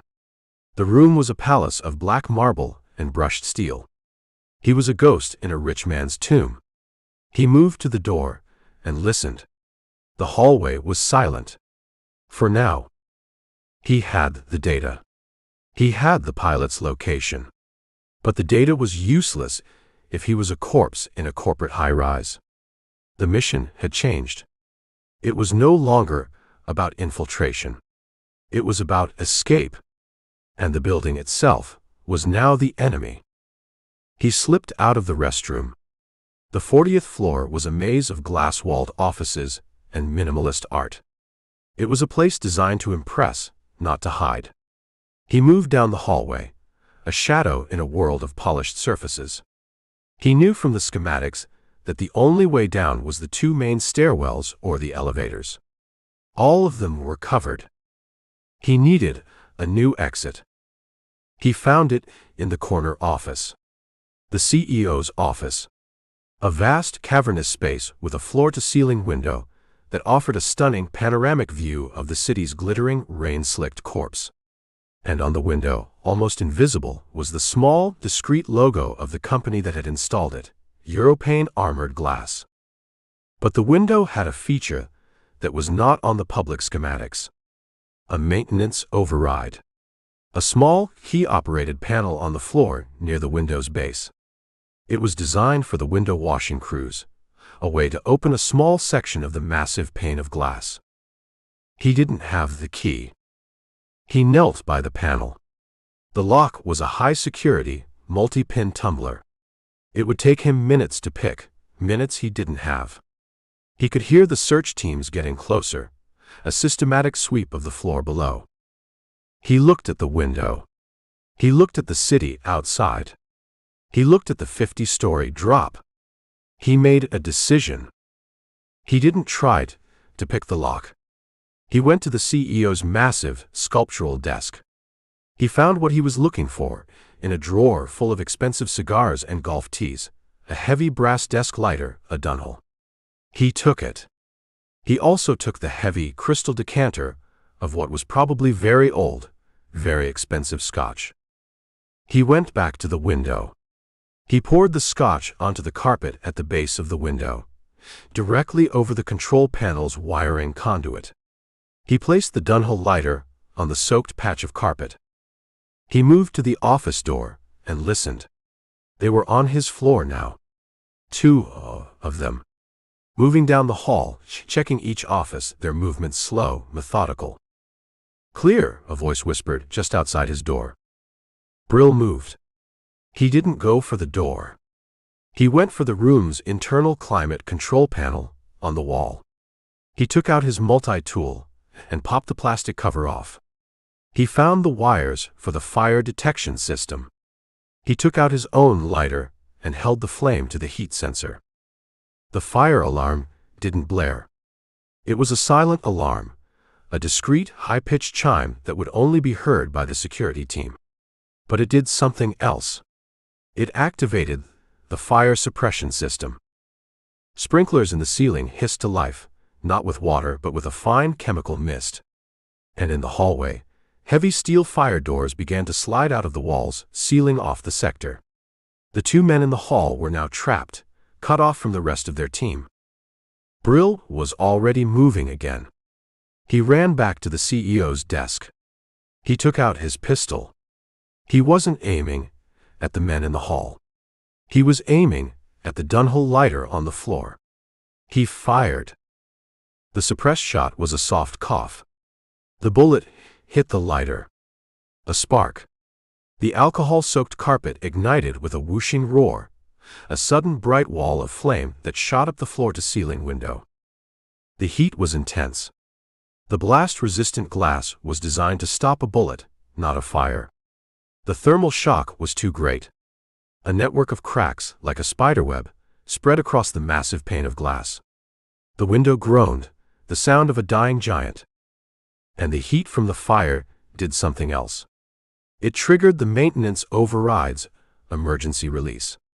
The wiring in the floor panel shorted out. With a loud clunk, the lock on the window's cleaning portal disengaged. Brill was already there. He kicked the small, 3-foot square section of glass. It swung open, a door to the abyss. The wind and the rain howled into the room, a sudden, violent intrusion of the real world. He threw his rappel line out the opening, the hook catching securely on the base of the heavy desk. He clipped his harness on. He was about to go when he saw it. A single, high-resolution security camera, mounted in the corner of the office, a model that wasn't on the schematics he had. It had a perfect, clear, unobstructed view of his face, illuminated by the flames. He looked right at it. He let it see him. He let the ghost in the machine become a man of flesh and blood. He knew what it meant. He was no longer a phantom. He was a target, a face on a watch list. He didn't hesitate. He stepped out the window, into the 50-story void, a man leaving his own ghost behind. He began his descent, a black shape against the backdrop of the burning office, the sounds of the sirens a rising, angry chorus from the city below. Chapter 11. Magnificent. The word was a quiet exhalation in the cold, silent room. Julian Croft stood before a wall of holographic displays, his hands clasped behind his back. The air in the Acheron Tower's command center smelled of chilled, recycled oxygen and the faint, clean scent of immense computational power. On the main display, a dozen different camera angles replayed the last 30 minutes of chaos from the 40th floor. The fire. The shattered window. The single, dark figure rappelling into the rain-slicked night. Croft was not angry. He was intrigued. He was a mathematician who had just discovered a new, beautiful, and exceptionally violent variable. "Run the facial recognition again," he said, his voice a low, calm murmur that was a stark contrast to the blaring alarms that had just been silenced. Cross-reference with every private and government database we have access to. I want a name. A young woman with a severe haircut and a data jack plugged into a port behind her ear sat at a console, her fingers a blur on the holographic keyboard. Already running it, Mr. Croft. The image is clear, but there are no matches. Interpol 5 Eyes FSB, nothing. The man doesn't exist. Everyone exists, Croft corrected her gently, his eyes still fixed on the looping footage of Brill looking directly into the camera. Some are just harder to find. He turned to another analyst, a man with the pale indoor complexion of someone who lives in a world of pure data. Gait analysis. I want a full breakdown. Stride length, weight distribution, economy of motion. Compare it to standard military and special forces training protocols. He's not standard, the analyst said without looking up from his screen. The movement is too fluid. No wasted energy. It's like watching a shark. All instinct and forward momentum. But the way he used the fire suppression system to lock down the hallway, that was a strategist's move. So he is both a shark and a chess player, Croft mused. He walked to the center of the room, a conductor in his orchestra of data. He didn't just escape. He used our own systems against us. The fire alarm. The emergency lock on the window. He turned our fortress into his exit strategy. He looked at the young woman. Pull up his thermal signature from the server room. I want to see his heat bloom when the security team entered. The screen shifted, showing a ghostly thermographic replay of the server room. They saw Brill's white-hot shape drop from the ceiling, a spider in a web of cool blue lasers.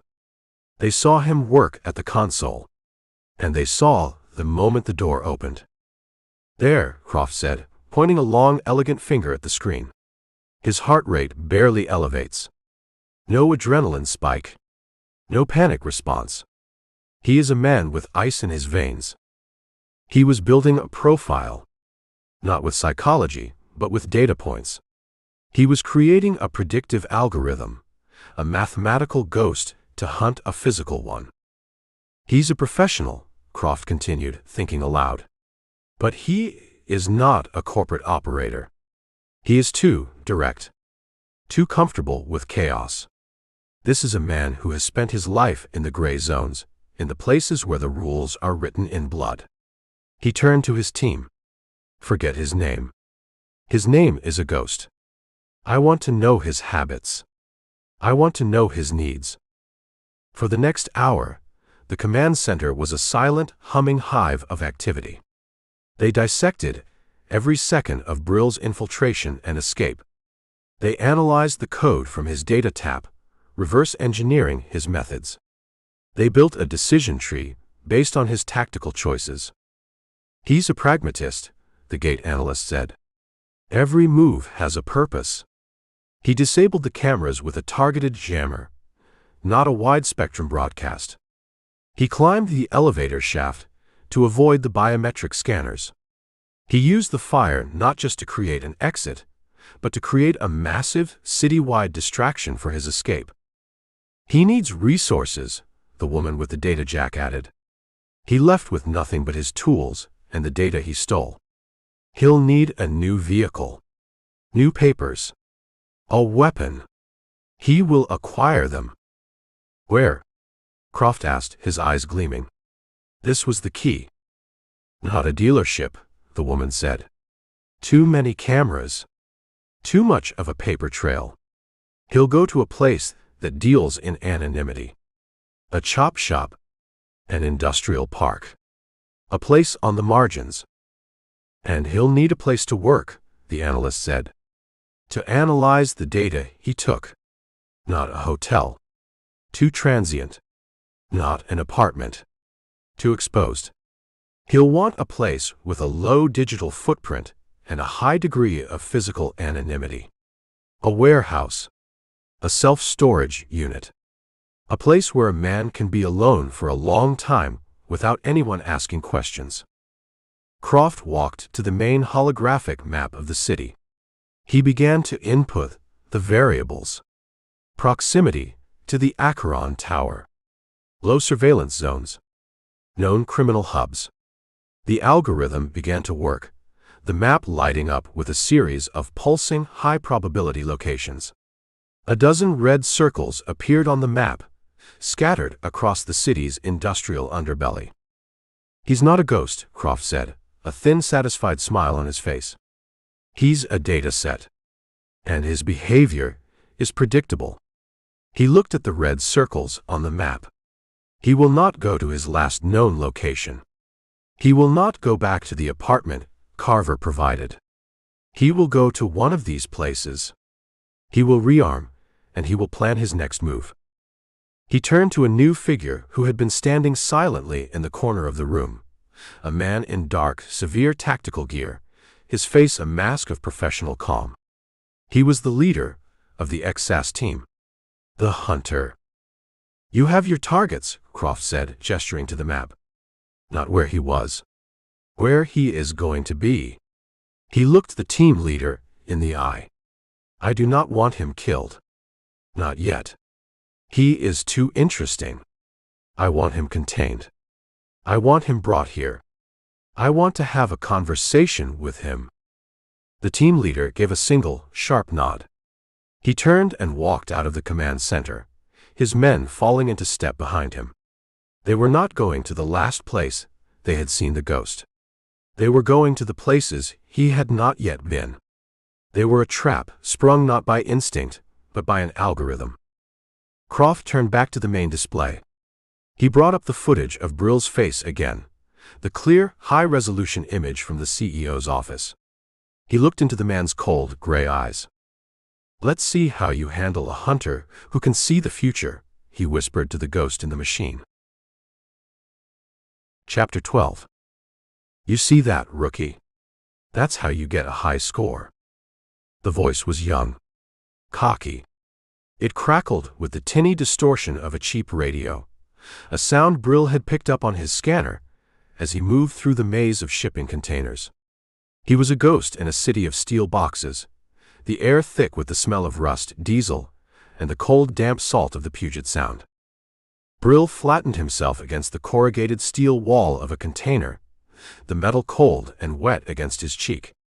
He was 50 yards from his target, a single, anonymous container in the middle of a stack, distinguished only by the thin, almost invisible fiber optic cable that snaked out from a vent and disappeared into a junction box. "The pilot's nest." "That was a clean run," another, younger voice replied on the radio. "The AI on those security guards was insane. Did you see the flanking maneuver?" Brill didn't move.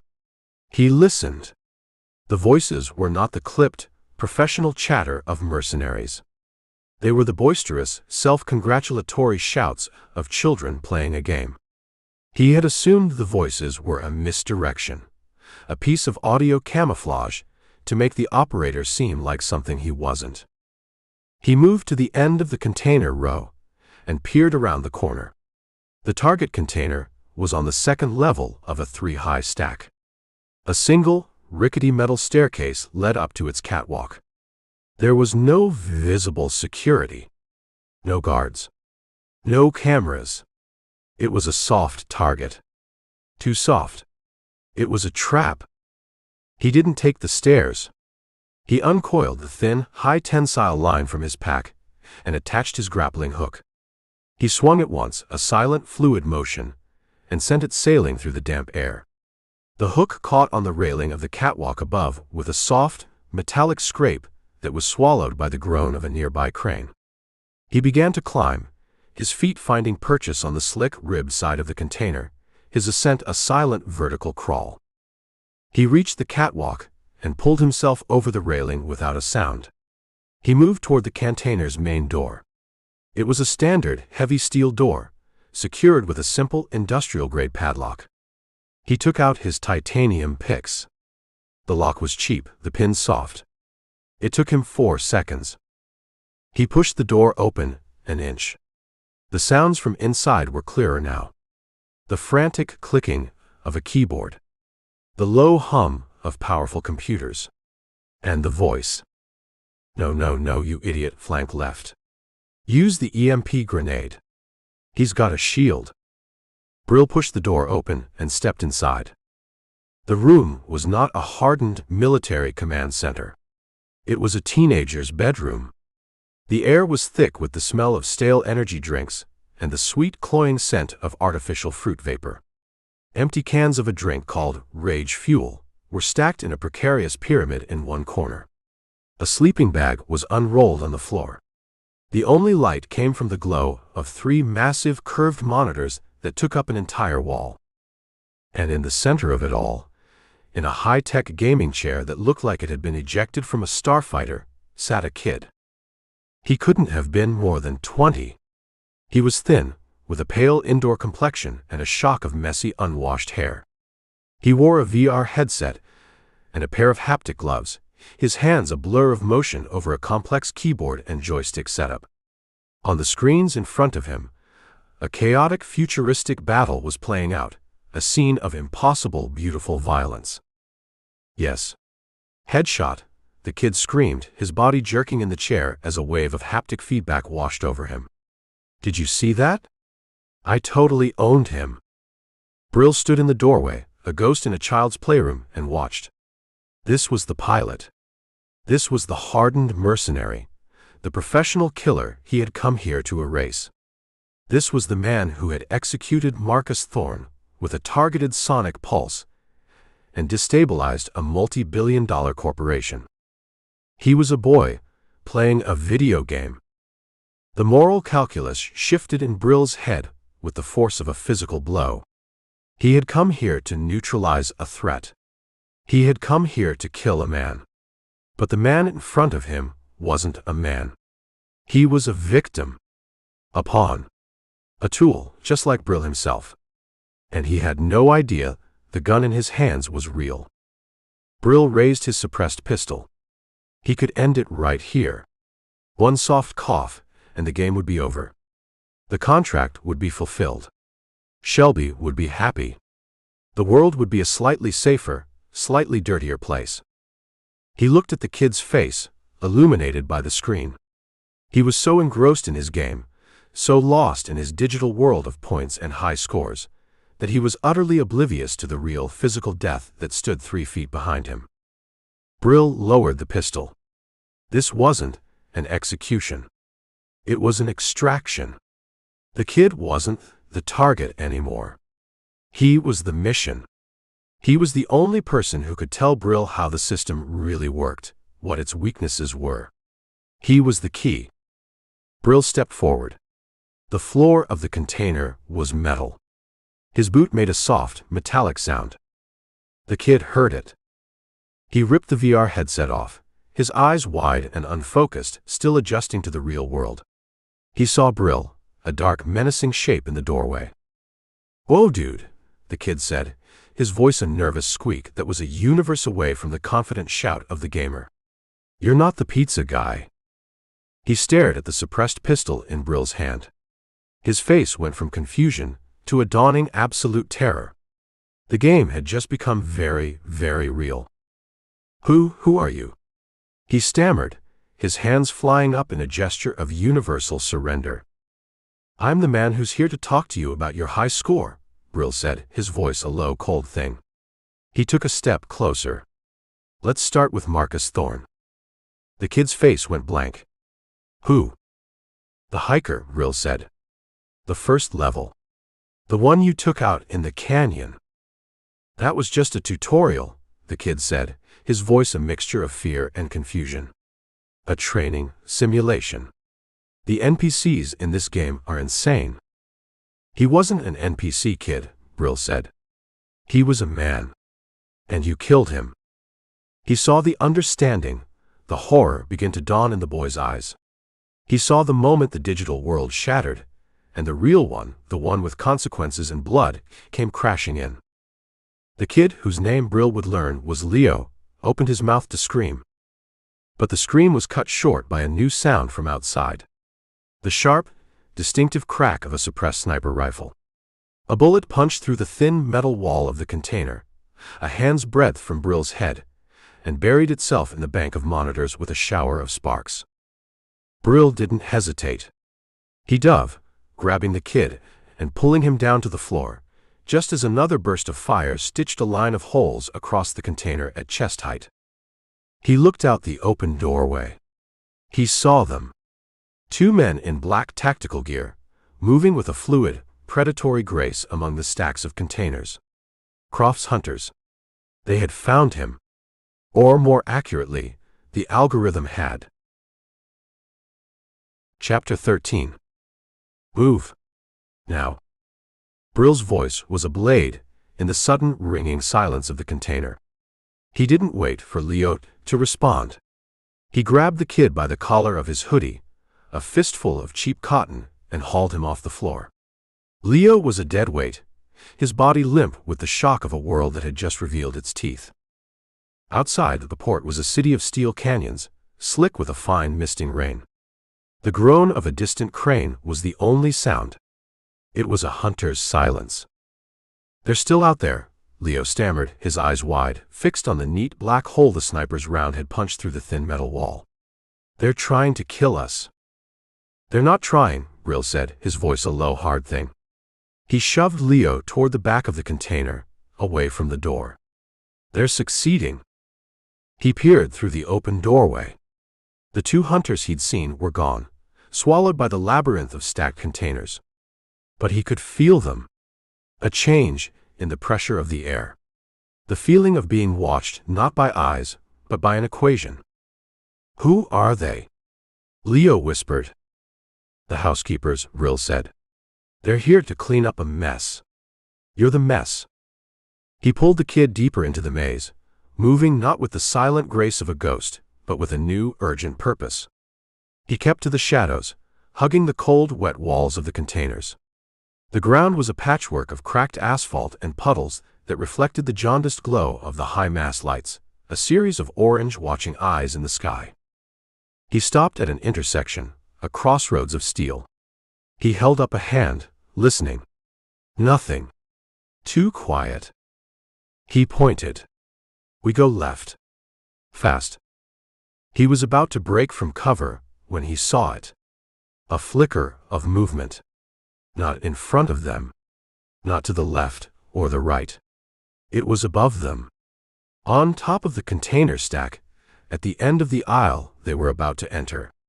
A man in black tactical gear, rising from a prone position, his rifle already shouldered. He hadn't been there a second ago. He hadn't run there. He had been waiting. He had been waiting for them to choose that path. Brill's mind, a cold, clear engine of tactical calculation, processed the new data. They hadn't been seen. They had been predicted. Croft's algorithm. It was a hunter of a different kind. It didn't follow. It anticipated. Brill didn't take the shot. He didn't have a clean one. He did the one thing the algorithm wouldn't expect from a professional operator. He made noise. He grabbed a loose piece of scrap metal from the ground, a rusted bracket, and hurled it into the aisle to their right. It clattered and scraped against the containers, a loud, ugly, amateurish sound. The sniper on the roof reacted instantly, his training taking over. His rifle swiveled toward the sound, the source of the unexpected threat. In that half-second of misdirection, Brill moved. He shoved Leo hard. "Go. Straight ahead. Don't stop." He didn't follow. He went the opposite way, sprinting down the aisle to the right, the one he had just baited. He was splitting the threat, turning himself into a second, more attractive target.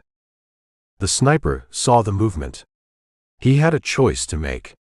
The primary target, the one who was running away. Or the new threat, the one who was running toward him. He chose Brill.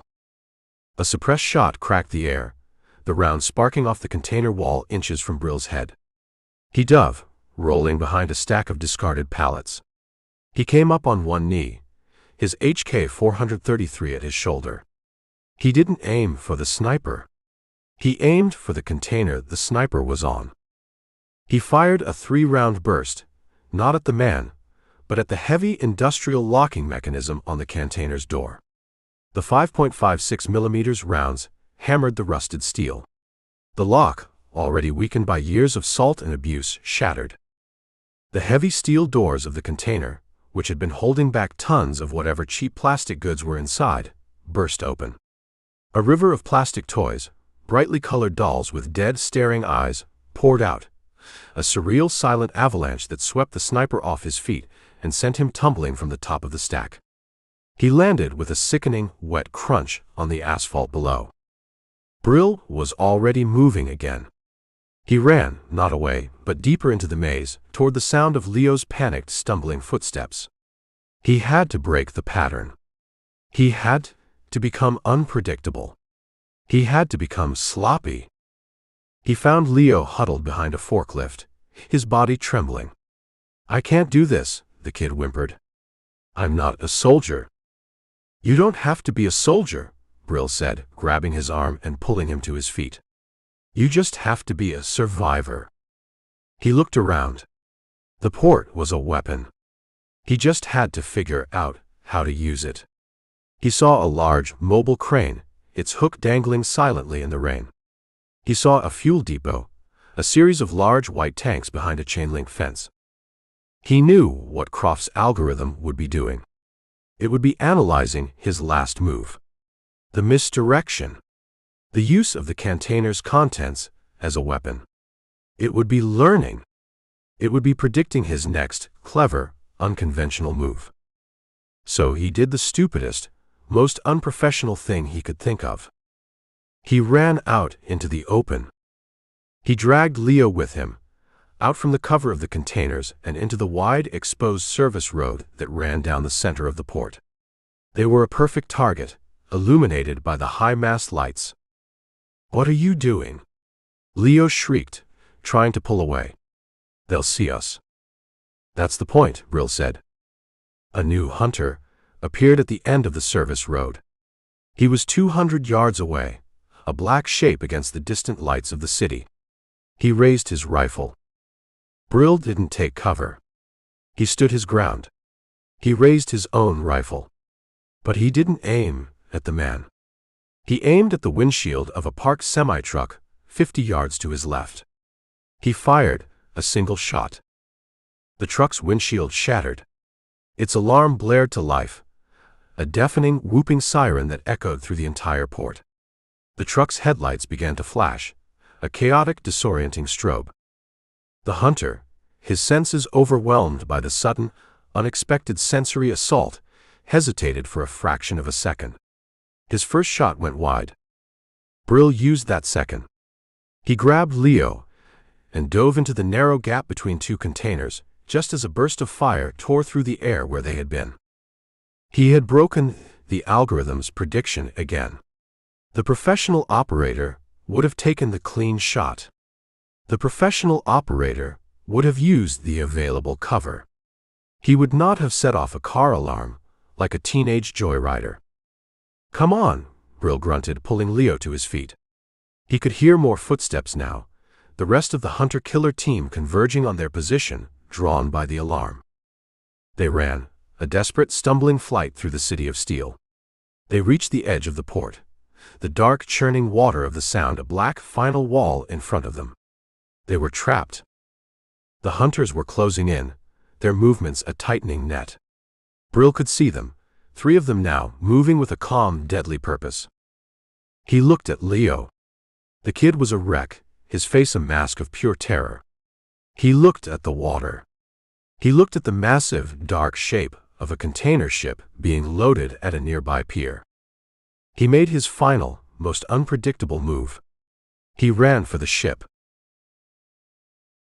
Chapter 14. "They're boxing us in." Leo's voice was a choked whisper, his back pressed against the cold, ribbed steel of the container. The air was a thick, wet blanket, heavy with the smell of low tide and gunpowder. 50 yards away, a truck alarm blared its monotonous, idiotic song, a soundtrack to the closing trap. Brill didn't answer. He was watching the spaces between the containers, the dark, geometric voids where the hunters were moving. He saw a shadow detach from another shadow, a man in black tactical gear, moving with a fluid, unnatural confidence. They weren't rushing. They were professionals, tightening a net. Croft's algorithm had them pinned. It was predicting their every move. "We have to do something," Leo pleaded, his voice cracking. "They're going to kill us." "Then we change the shape of the box," Brill said. His eyes were not on the hunters anymore. They were on the crane. It was a silent, sleeping giant, a Liebherr mobile harbor crane parked at the edge of the pier. Its lattice boom, a skeletal finger, was pointed at the gray, starless sky. It was a piece of the environment. A tool. A weapon. Brill grabbed the front of Leo's hoodie. "Come on." "Where are we going?" Leo stammered, stumbling as Brill dragged him from cover. "To find a bigger hammer." They ran. It was a stupid move, a mad dash across 20 yards of open, rain-slicked asphalt, directly in the line of sight of at least 2 of the hunters. A suppressed rifle cracked, the round whining off the pavement, sending up a spray of water and grit. Another shot tore through the sleeve of Leo's hoodie, a hot, angry bee that left a phantom sting. They reached the base of the crane. It was a mountain of yellow steel, its massive tires taller than a man. A steel ladder led up to the operator's cab, a glass box perched 60 feet in the air. "You're insane," Leo breathed, staring up the ladder. "We'll be sitting ducks up there." "They expect us to hide in the maze," Brill said, already climbing. "They don't expect us to climb into the sky."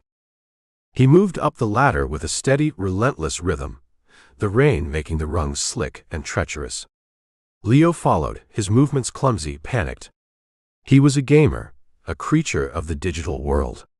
The hard, physical reality of cold steel and a 60-foot drop was a language he didn't understand. They reached the cab. The door was locked. Brill didn't bother with his picks. He drove his boot into the glass just next to the handle. It was reinforced, but it spider-webbed with a loud crack. He kicked it again, and a section of the window shattered inward. He reached through, unlocked the door from the inside, and slid into the operator's chair. The cab was a cocoon of levers, buttons, and glowing digital displays. It smelled of stale coffee and hydraulic fluid. Leo scrambled in after him, huddling on the floor, his head in his hands. Brill's eyes scanned the controls.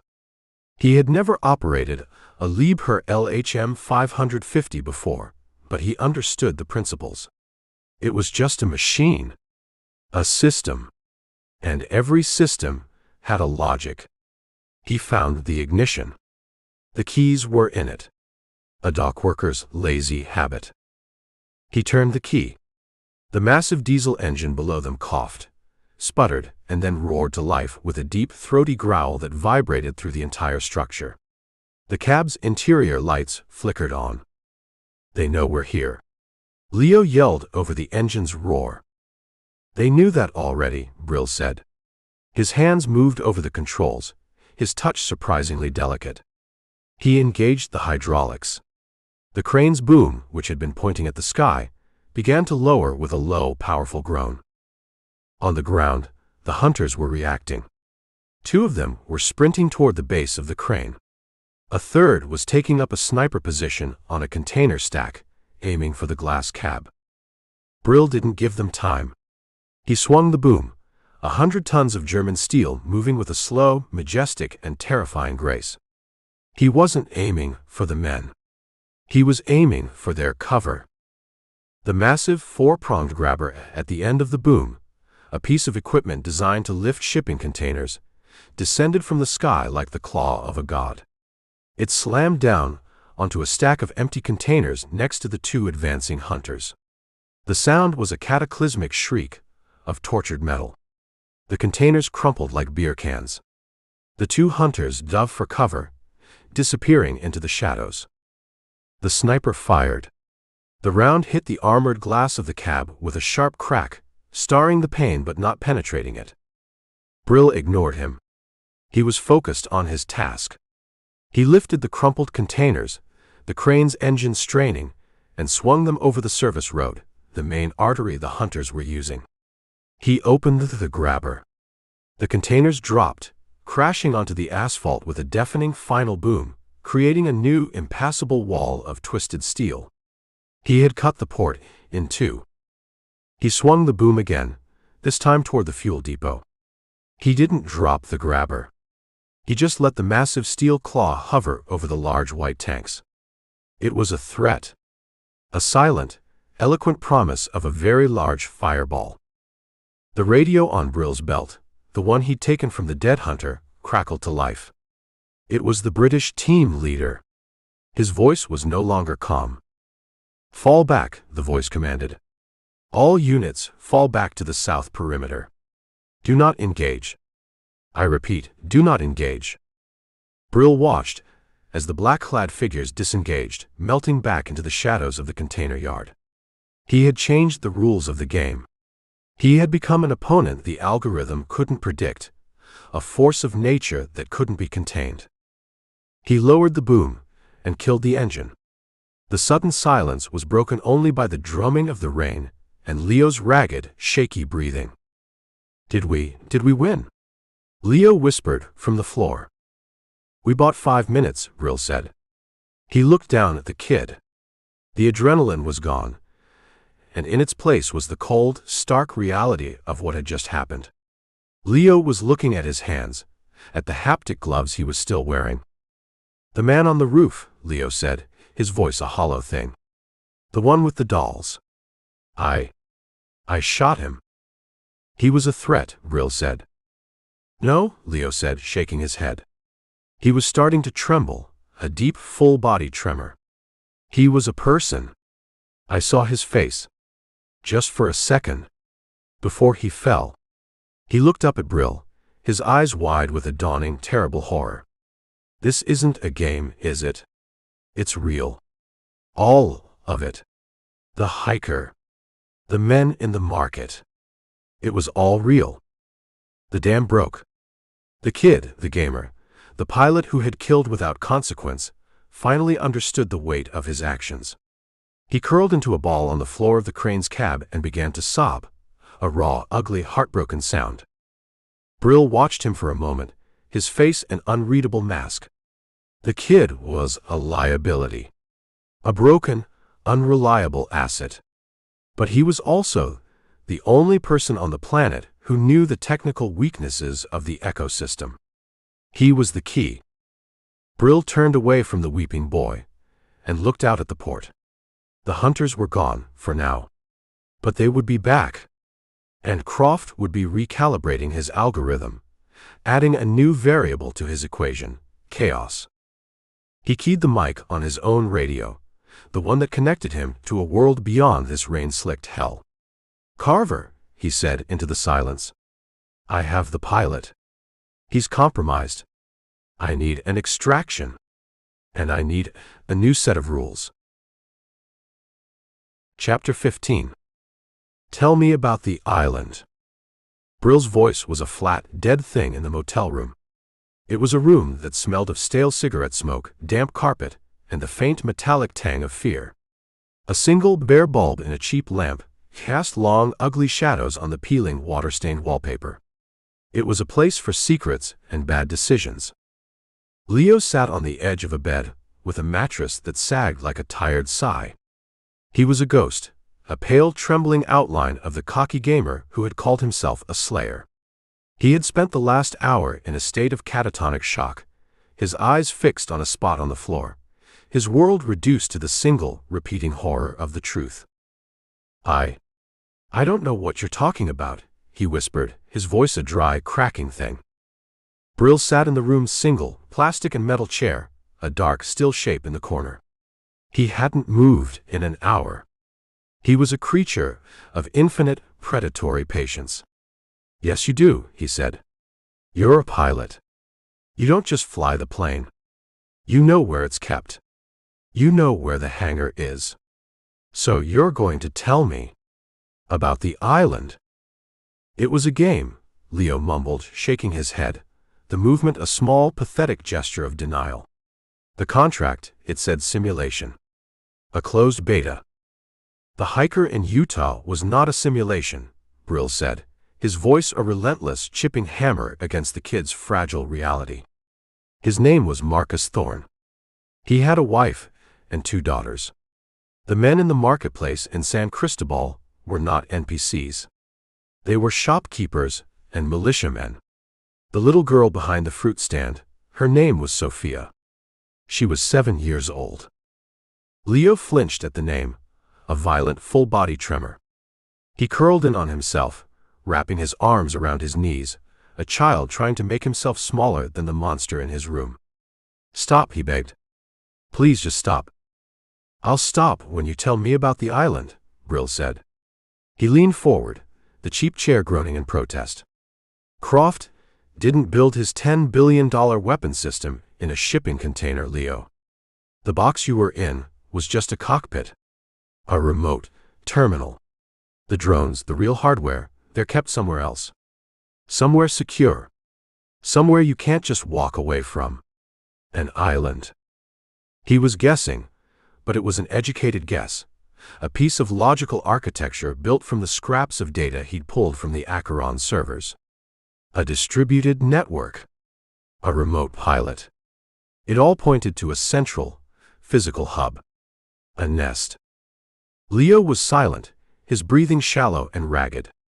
He was retreating, burrowing back into the lie because the truth was a landscape of fire and ghosts. Brill changed his tactics. He didn't push harder. He pulled back. His voice became softer, almost reasonable. "They lied to you, Leo. They used you. They turned you into a murderer, and you didn't even know you were holding a gun." He let that sink in. "And now, you are a liability. You are the only living witness who can connect Acheron Capital to what happened. You are the murder weapon. And the first thing a killer does when the job is done is get rid of the weapon." He stood up and walked to the grimy window, looking out at the rain-slicked parking lot. "The men who came for us at the port, they weren't there to rescue you. They were there to silence you. Croft's algorithm didn't send them to capture an asset. It sent them to eliminate a loose end." He turned from the window and looked at the kid. "They will not stop hunting you. They will find you. And they will kill you. And they will make it look like an accident. A drug overdose. A suicide. You will just become another ghost." He walked back to the chair and sat down. "Or," he said, his voice a low conspirator's whisper, "you can help me. You can give me the one thing I need to burn their whole world to the ground. You can give me the island. And I can give you a chance to live." Leo looked up, his eyes red-rimmed and hollow. He saw no comfort in Brill's face. No pity. He just saw a choice. A single, narrow, dangerous path out of the hell he was in. He was a pawn in a game he had never signed up for, and the only other player in the room was offering him a way to flip the board. He took a deep, shuddering breath, the sound of a man making a deal with the devil. "They called it the workshop," he whispered, his voice barely audible. It's in the Puget Sound. A private island. About 20 miles northwest of here." Brill didn't react. He just listened, a still dark shape absorbing the data. "What's on it?" "Everything," Leo said, the words starting to spill out now, a torrent of confession. "The manufacturing facility. The R&D lab. The drone swarm. There are dozens of them. The 4 I was flying were just the active units. The rest are in charging racks being prepped. Security. It's a fortress," Leo said, a new kind of fear in his voice. The fear of a man describing his own prison. "The island is owned by a shell corporation. It's listed as a private geological research station. The perimeter is fenced, electrified. There are underwater sonar nets to detect boats. The workshop itself is in a bunker, built into the rock on the north side of the island. The only way in is through a single, reinforced tunnel, and the doors are 3 feet of solid steel. And the guards? The same guys who came for us at the port, Leo said, shivering. The ex-SAS team. They live there. A full platoon of them. They have automated sentry drones, the kind with machine guns. They patrol the woods. Nothing gets on or off that island without Croft knowing about it. Brill absorbed the information. It was a suicide mission. A one-man assault on a private fortified island owned by a man who could see the future. It was impossible. It was perfect. How do you know all this? Brill asked. The briefing, Leo said. Before I started the simulation. They gave me a full tactical overview. They said it was part of the game's lore. The backstory for the evil corporation I was supposed to be hacking. He let out a short, harsh, humorless laugh. It wasn't lore. It was a goddamn architectural blueprint. He looked at Brill, his eyes pleading. You can't go there. They'll kill you before you even get off the boat. I'm not taking a boat, Brill said. He stood up. The interrogation was over. He had what he needed. The key to the kingdom. He walked to the door of the motel room. He paused, his hand on the knob. He looked back at the kid, a broken, weeping mess on the edge of a cheap bed. He was a liability. A witness. A loose end. The clean, simple, professional thing to do would be to put a bullet in his head and walk away. He thought about the little girl in the marketplace. He thought about the look on Leo's face when the truth had hit him. He turned and walked back to the bed. He reached into his pack and pulled out the small med kit. He took out a syringe of morphine. What are you doing? Leo stammered, his eyes wide with a fresh wave of terror. I'm giving you an exit, Brill said. He took the kid's arm. Leo flinched, but he didn't pull away. Brill found a vein and administered the morphine, a single professional push of the plunger. This will help you sleep. When you wake up, you're going to walk out of here. You're going to find a bus station. And you're going to disappear. You're going to become a ghost, just like me.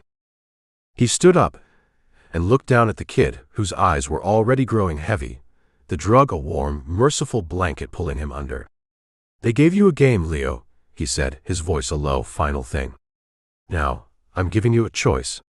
You can be a player, or you can be a pawn. Your call. He turned and walked out of the motel room, closing the door softly behind him. He left the kid to his dreams, a ghost leaving another ghost to haunt a world that was already full of them. He walked out into the cold, wet Seattle night. Chapter 16. It doesn't make a sound. Leo's words were a puff of white vapor in the cold night air. He was huddled in the recessed doorway of a pawn shop, his arms wrapped around himself, his eyes fixed on the sky. The rain had stopped, leaving the streets of Seattle slick and black, reflecting a sky the color of a fresh bruise. Brill didn't look up. He was watching the city's reflection in the shop's grimy window, a distorted fisheye view of the street behind them. It doesn't have to, he said, his voice a low rumble that was half swallowed by the hum of a nearby transformer. It just has to see. He had felt it the moment they cleared the port. A change in the pressure of the night. A new, invisible weight. The feeling of being watched by something that didn't blink. The Echo drone was airborne. Croft had unleashed his pet. So what do we do? Leo asked, his voice trembling. We can't outrun it. We can't hide. We can, Brill said. He was watching a flock of pigeons roosting on the power lines overhead.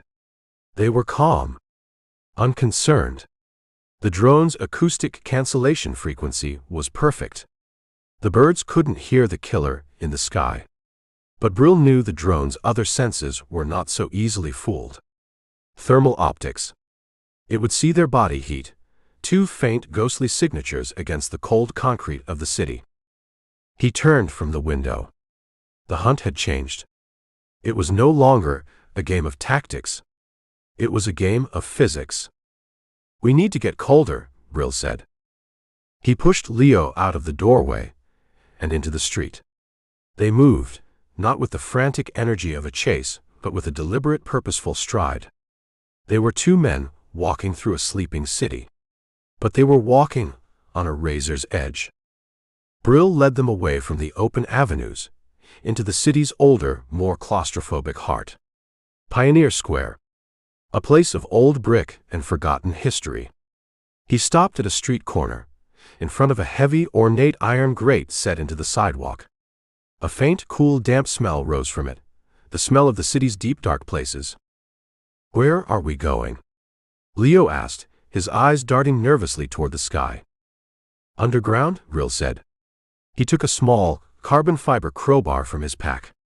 He wasn't trying to be quiet. He jammed the tip of the crowbar into the gap between the grate and the sidewalk and heaved.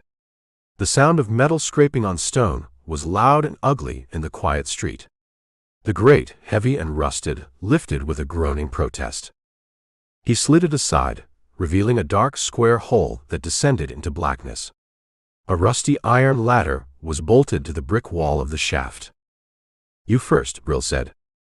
Leo stared into the hole. "No way. There are rats down there. And God knows what else." "Up here there are things that are worse than rats," Brill said.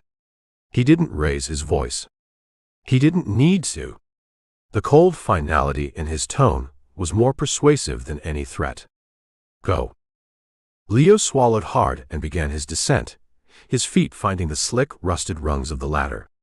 Brill followed, pulling the heavy grate back into place over their heads, plunging them into an absolute suffocating darkness. The air was a different element down here. It was cold, thick, and wet, heavy with the smell of damp earth, rust, and a century of decay. The only sound was the drip of water, and the distant, hungry skittering of unseen things. Brill switched on his flashlight. The beam cut a weak, yellow circle in the gloom, revealing a narrow brick-lined tunnel that stretched off into the darkness.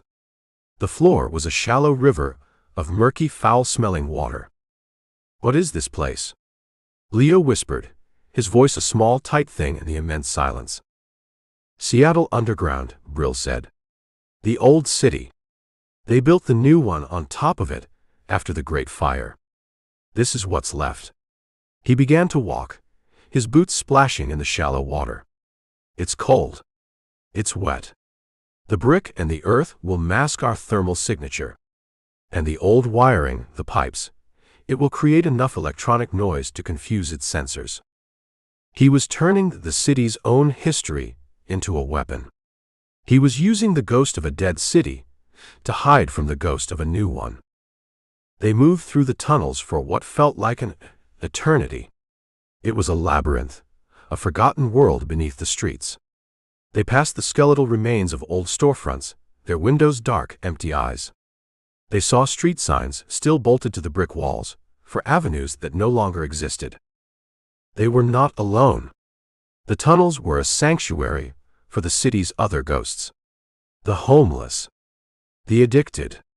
They saw them in the shadows, huddled in alcoves, wrapped in rags, their faces pale and haunted in the brief passing beam of Brill's light. They watched Brill and Leo pass, their eyes full of a deep, weary suspicion. They were kings in their own subterranean kingdom, and Brill and Leo were unwelcome intruders. Brill knew they were a new kind of threat. A desperate man with nothing to lose is more unpredictable than a trained soldier. He kept his hand on the pistol, holstered at his side. He was checking the tablet, trying to orient their position in the maze, when he heard the sound. It came from up ahead, from around a bend in the tunnel. A low, rhythmic scraping. Brill killed his light. He held up a hand, a silent command for Leo to stop. They stood in the absolute, dripping darkness, listening. The scraping stopped. It was replaced by a new sound. A voice. A low, guttural, angry muttering. Brill moved forward, his feet silent in the water. He flattened himself against the cold, slimy brick of the tunnel wall and peered around the bend. A man was there, 20 yards away. He was a big man, built like a bear with a long, matted beard and the wild, burning eyes of a prophet or a madman. He was standing in the middle of the tunnel, a sharpened piece of rebar held in his hands like a spear. He had been using it to scrape something on the wall. A crude, childlike drawing of a sun. He was the king of this particular stretch of tunnel. And he had heard them. He was standing perfectly still, his head cocked, listening, his rebar spear held at the ready. Brill slid back around the corner. He looked at Leo, who was trembling, his face a pale, ghostly smudge in the gloom. The radio on Brill's belt, the one he'd taken from Croft's hunter, crackled to life. It was the British team leader. His voice was a calm, professional whisper that was more terrifying than any shout. He's gone to ground. The algorithm predicts a high probability of him utilizing the old service tunnels beneath the Pioneer Square sector. I want teams on every access point. Seal the box. He goes in, but he doesn't come out. Brill felt a cold knot tighten in his gut. They were trapped. The hunters were sealing the exits to the labyrinth. And in the darkness ahead, a different kind of hunter, a mad king with a piece of sharpened steel, was waiting for them. The box was closing, and the walls were made of teeth. Chapter 17. He calls himself the Sun King. Leo's voice was a choked, terrified hiss in the dripping darkness. He was pressed so flat against the slimy brick wall of the tunnel that he seemed to be trying to merge with it. The others down here, they say he collects things. Shiny things. And eyes. Brill didn't answer. He was listening to the two distinct heartbeats of the trap. Ahead, in the blackness, the madman with the rebar spear was a silent, waiting predator. Behind them, through the stolen radio on his belt, came the calm, professional murmur of the hunters sealing the cage. Griffin team is on the King Street grate, the British team leader's voice crackled, a whisper of clean, efficient death in the filth of the tunnel. Harpy team has the waterfront outflow. The box is locked. Move in. The walls were closing. And the king of this particular stretch of forgotten earth was waiting for them. He's not a king, Brill said, his voice a low rumble that was more vibration than sound. He's a dog guarding a bone. We just have to give him a bigger dog to bite. He moved, not forward but sideways, into a narrow intersecting tunnel. It was a sewer pipe, barely 4 feet high, the air thick with a century of rot. Stay here, he commanded Leo. Don't move. Don't breathe. He left the kid huddled in the darkness and moved down the sewer pipe, his flashlight off, his world a place of texture and sound. He found what he was looking for 50 feet in. A maintenance ladder, a set of rusted iron rungs leading up into a vertical shaft. He climbed. The shaft ended at a manhole cover. He pressed his ear to the cold, wet iron. He could hear the city above. The hiss of tires on wet pavement. The distant, mournful cry of a ferry horn. He pushed. The cover lifted an inch, letting in a sliver of the city's jaundiced, sodium vapor light. He was looking at the underside of a parked delivery van. Perfect. He didn't climb out. He took a small, powerful magnet from his toolbox and clamped it to the van's steel axle. To the magnet, he attached a small, battery-powered noisemaker he had taken from a novelty shop, a crude device that emitted a high-frequency, irritating buzz. He switched it on. He slid back down the ladder. He had just planted a seed of confusion. A piece of the puzzle that didn't fit. He returned to the main tunnel. The Sun King was still there, a silent, menacing presence in the darkness ahead. Brill could feel his focus, his territorial rage. Brill took the heavy, industrial flashlight from his belt. He didn't turn it on.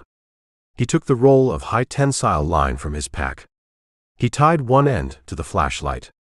He was building a lure. He moved to the edge of the intersection where he'd left Leo.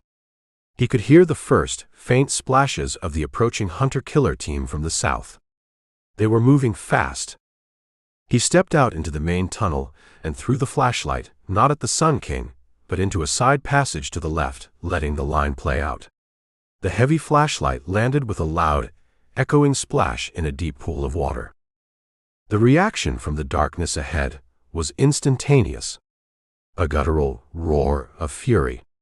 The Sun King, his territory violated by the sound, charged. He was a massive, bounding shape in the gloom, the rebar spear held low, a beast responding to a challenge. He ran straight past Brill's position and into the side passage, hunting the source of the noise. That was the first misdirection. Now for the second. Brill pulled a road flare from his pack. He struck the cap. It ignited with a brilliant, sputtering, hissing glare, a sudden, violent sun in the subterranean night. The tunnel was thrown into a stark, crimson relief. The wet brick walls seemed to bleed. He didn't throw the flare. He just held it. He was a beacon. A target. The hunters saw him. He heard a shouted command from the south end of the tunnel. Contact. Visual on the target. Moving to engage. Heavy-booted footsteps were running now, splashing through the water, coming right for him. At the same time, the Sun King, having found nothing but a flashlight on a string in the side passage, came roaring back out, his rage now absolute. He saw the new, brighter sun in his kingdom. He saw the man holding it. And he saw the other men, the ones in black, running toward the light. He didn't see a target and a rescue team. He saw a territorial invasion. "My kingdom," the big man bellowed, his voice a raw, primal roar that seemed to shake the very foundations of the city. He lowered his rebar spear and charged, not at Brill, but at the three-man fire team that was splashing toward him. The hunters, expecting a single, professional operator, were confronted by a screaming, half-naked, wild-eyed giant with a sharpened piece of steel, illuminated by the hellish red light of the flare. They stopped, their professional composure momentarily shattered by the sheer, unexpected madness of it. That was the moment Brill had created. The collision of two different worlds.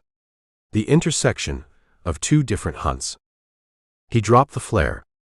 It sizzled in the shallow water, still burning, casting the scene in a chaotic dancing light. He grabbed Leo from his hiding spot. "Go," he hissed. "North. Now." He didn't wait to see the outcome of the fight. He just ran, dragging the terrified kid with him, a ghost leaving a war in his wake. Behind them, the tunnel erupted in a symphony of violence.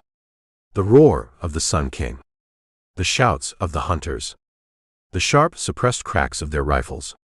It was a close-quarters, desperate, and utterly confusing battle that neither side had been prepared for. Brill and Leo ran, their footsteps swallowed by the chaos. They splashed through the dark water, moving deeper into the labyrinth, leaving the sounds of the fight to fade behind them. They had escaped the box. They ran for a full 10 minutes, until their lungs were burning, and the sounds of the fight were a distant, muffled memory. They found an outflow pipe, a dark round mouth that smelled of the sea. It was their exit.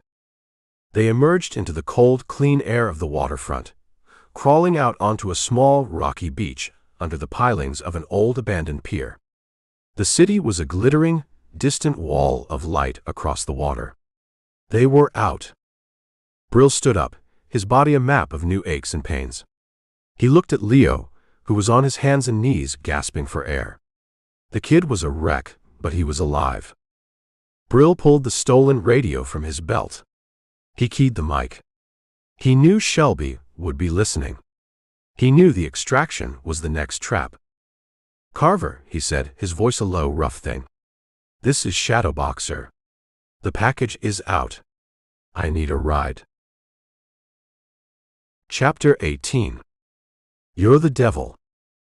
Leo's words were not an accusation. They were a statement of fact, a final, quiet realization in the cold, wet darkness under the pier. The hope that had flickered in him, a pathetic, desperate little flame, had been extinguished, leaving behind nothing but the ash of betrayal. Brill didn't deny it. He just looked at the kid, at the hollowed-out eyes, at the face that had aged a decade in the last 24 hours. "The devil you know," he said, his voice a low counterpoint to the rhythmic slap of water against the pilings. "Shelby is the one you should worry about." He checked the magazine on his suppressed pistol, the movement economical and precise. He was a craftsman checking his tools before a delicate and bloody piece of work. "They're expecting a package." A scared kid, easy to contain, easy to erase. "They're not expecting a negotiation." "They have guns," Leo said, his voice a dead empty thing. "Snipers. What makes you think they'll negotiate?" "Because Shelby is a businessman," Brill said. "And businessmen are greedy. The chip you're holding is a new asset on the table. It's a piece of a puzzle he doesn't have. It represents a new opportunity for profit. He won't be able to resist it." He looked at Leo, his eyes hard and clear in the gloom. "And while he's thinking about the money, he won't be thinking about you." It was a lie. A beautiful, elegant lie. Shelby wasn't a businessman. Not tonight. He was a cleaner. And the only thing he was thinking about was the stain. But Leo didn't need the truth. He needed a role to play. Brill took a small, almost invisible earpiece from his kit and handed it to the kid. "Put this in. Don't talk. Just listen. I'll tell you when to move." He watched as Leo fumbled with the device, his hands shaking. The kid was a wreck, but he was a predictable wreck. And right now, predictability was a weapon. Brill moved, a shadow detaching from other shadows. He didn't go toward the parking lot. He went the other way, toward the ferry, a dark shape slipping through the maze of maintenance catwalks and docking machinery. He was changing the geometry of the trap. He found his spot. A cluster of heavy, rust-eaten winches on the main pier, 50 yards from the ticket kiosk where two of Shelby's hunters were trying to look like bored travelers. The spot gave him a clear, elevated view of the entire parking lot, of the janitor's van, of the idling taxi. He was a spider, and he had just found the center of the web. He keyed the mic on his own earpiece, a single soft click. "Leo." The kid's voice came back, a terrified, shaky whisper. "I'm here." "Walk," Brill said. He watched through his thermal monocular as Leo's faint, ghostly heat signature detached itself from the shadows under the pier. The kid was moving, a slow, shuffling walk, out into the open space of the parking lot. He was a lamb, walking into a field of wolves. The two men at the kiosk straightened up, their casual posture gone. The taxi's interior light, which had been off, flickered on for a second, then off again. The spotter had seen him. Leo kept walking, his steps hesitant but steady. He was following the script. He wasn't going for the black Lincoln. He was walking toward the janitor's van, at the far end of the lot. "They see you," Brill's voice murmured in his ear. "They're confused. This isn't in the plan. Keep walking." Inside the van, the two snipers would be looking at each other, their rifles ready, their orders clear. Eliminate the asset. But the asset wasn't following the script. He wasn't getting in the car. He was walking toward them. "Stop," Brill said. Leo stopped, a small, solitary figure in the middle of the vast, empty parking lot. He was halfway to the van. He was in the perfect kill zone. "Hold up the chip," Brill commanded. Leo raised his hand. The small, dark data chip was almost invisible in the gloom, but the gesture was clear. It was an offering. The radio on Brill's belt, the one tuned to Croft's hunters, crackled to life. It was the British team leader, his voice a low, confused murmur to his own men who were still hidden in the port. "What the hell is this? Who are these new players?" Brill smiled, a thin, cold sliver of a smile in the darkness. The chaos was beginning. He keyed his own mic again. "Talk to them, Leo. Tell them what I told you." Leo's voice was a reedy, terrified thing, but it carried in the quiet of the parking lot. "I have a message. For your boss. From the ghost. The two men at the kiosk started to move, walking slowly, deliberately toward Leo, their hands inside their raincoats. The close contact team. Brill let them get 20 yards. Then he changed the equation again. He took out his pistol. He didn't aim at the men. He aimed at the large metal trash can next to the kiosk. He fired once. The suppressed shot was a soft cough. The round hit the metal can with a loud, ringing pang that was shockingly loud in the silence. The two men spun around, their guns out, their eyes trying to find the source of the shot. They weren't looking at Leo anymore. Now Brill, a new voice said in his ear. It was Shelby. He had been listening the whole time. Take them out. All of them. Clean the board. Brill ignored him. He was watching a new player enter the game. A black, unmarked van, different from the janitor's van, was pulling into the parking lot, its headlights off. It didn't stop at the entrance. It accelerated, its tires squealing on the wet asphalt. Croft's hunters. They had seen the new threat, and they were coming to protect their asset. The parking lot was no longer a kill box. It was a three-way intersection of violence, and the traffic light had just broken. The two men from the kiosk, Shelby's men, saw the new van coming. They were professionals. They knew a compromised operation when they saw one. They abandoned Leo and started to fall back toward the ferry terminal, firing at the approaching van. The side door of Croft's van slid open. Two of his hunters opened up with their own suppressed weapons, their fire precise, disciplined, aimed not at Shelby's men but at the janitor's van. They were trying to take out the snipers. Brill watched it all, a detached observer of the beautiful, predictable chaos he had created. He had thrown a single sharp stone into a pond of predators, and now they were all eating each other. He keyed his mic. Leo. The ferry. Run. Leo didn't need to be told twice. He turned and sprinted, a blur of motion, away from the firefight, toward the brightly lit ferry that was just beginning to sound its boarding horn. Brill stood up from his hiding place. He didn't run. He just walked, a ghost leaving a war that was no longer his. He walked toward the ferry, his pistol held at his side. The firefight in the parking lot was escalating, a quiet, deadly ballet of suppressed gunfire and muzzle flashes. The two factions, Shelby's and Croft's, were so focused on each other, on the new, unexpected threat, that they didn't even see him. He reached the boarding ramp, just as Leo scrambled up it. He looked back at the parking lot. He saw the taxi, the spotter's car, suddenly burst into flames, the result of a stray round hitting the gas tank. The fire cast a flickering, hellish glow on the scene. He looked at Leo, who was staring at him, his face a mask of disbelief and a dawning, fragile respect. You saved me," the kid stammered. "I balanced the books," Brill said. He looked out at the dark water, at the distant, indifferent lights of the city. For now. He walked up the ramp and onto the ferry, the sound of the distant, quiet firefight, a fading, irrelevant noise behind them. The boat's horn blew, a long, mournful sound, and the massive vessel began to pull away from the pier, leaving the burning car and the dead men and the ghosts of the night behind. Chapter 19. This is it, isn't it? Leo's voice was a dead thing, a whisper of static in Brill's earpiece. This is where they kill me.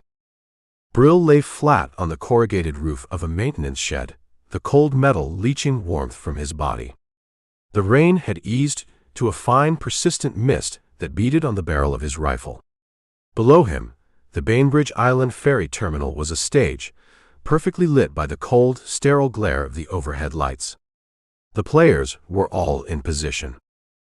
"They're not going to kill you," Brill said, his own voice a low murmur into his throat mic. "They're going to try.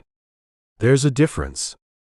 He watched the scene through his scope, a god's eye view of a perfectly designed kill box.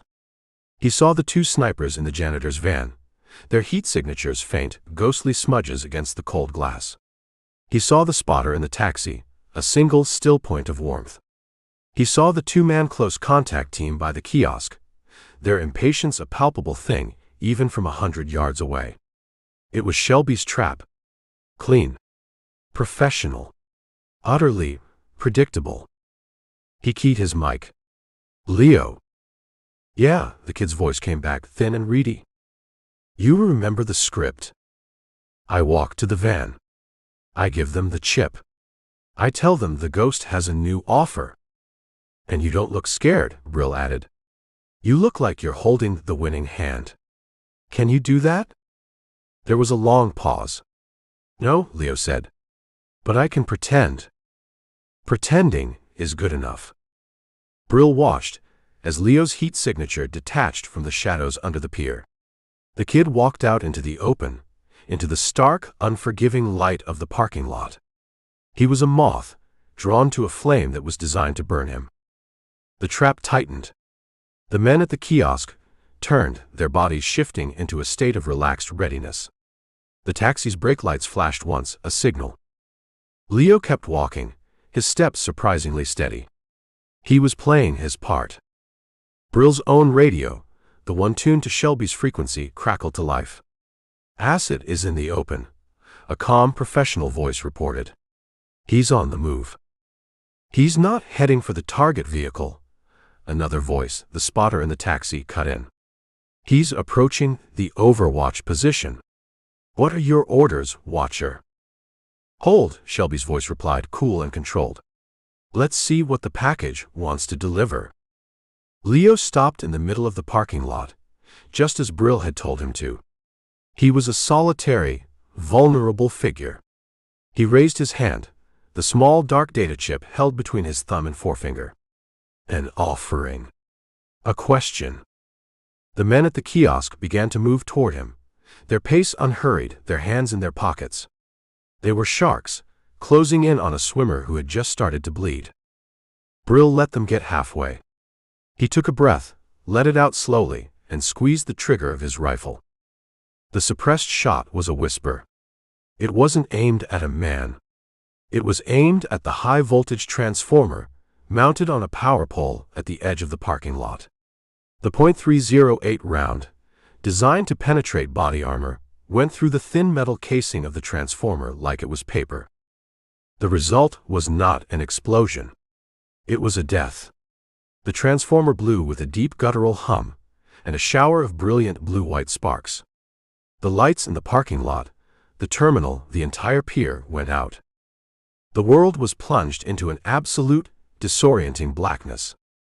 The radios erupted. "What the hell was that?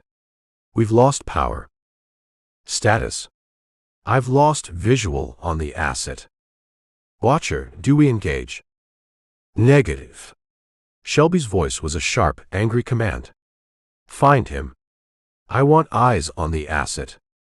Brill was already moving.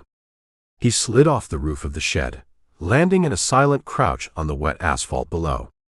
He had traded their light for his darkness. And in the dark, he was the king. He keyed his mic. "Leo. The ferry. Go." He didn't wait for an answer. He ran, a ghost in a world of sudden night. He could hear shouting from the parking lot, the beams of flashlights cutting frantic, panicked arcs through the blackness. His single shot had turned their perfect, controlled kill box into a blind, confused brawl. He was halfway to the ferry terminal when a new set of headlights appeared, turning into the parking lot from the main road. The black, unmarked van. Croft's hunters. They had been waiting, observing, and now they were making their move. The van didn't slow down.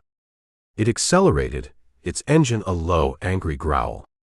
It drove straight toward the two men from the kiosk, who were caught in its high beams like startled animals. The side door of the van slid open. Suppressed gunfire, a series of soft coughing sounds stitched the night. The two men from the kiosk crumpled to the ground, their flashlights rolling across the pavement. The firefight had begun. The taxi, the spotter's car, suddenly roared to life, its tires squealing as it tried to escape. A burst of fire from Croft's van shattered its windows. The taxi swerved, crashed into a concrete barrier and went silent. Brill kept moving. He reached the boarding ramp of the ferry just as Leo scrambled up it, his face a pale, ghostly smudge in the darkness. The ferry's horn blew, a long, deep, mournful sound that was a signal of departure. Brill looked back at the parking lot. It was a war zone. The janitor's van, the sniper's nest, was now riddled with bullet holes. Croft's van was maneuvering, its occupants laying down a base of precise, disciplined fire.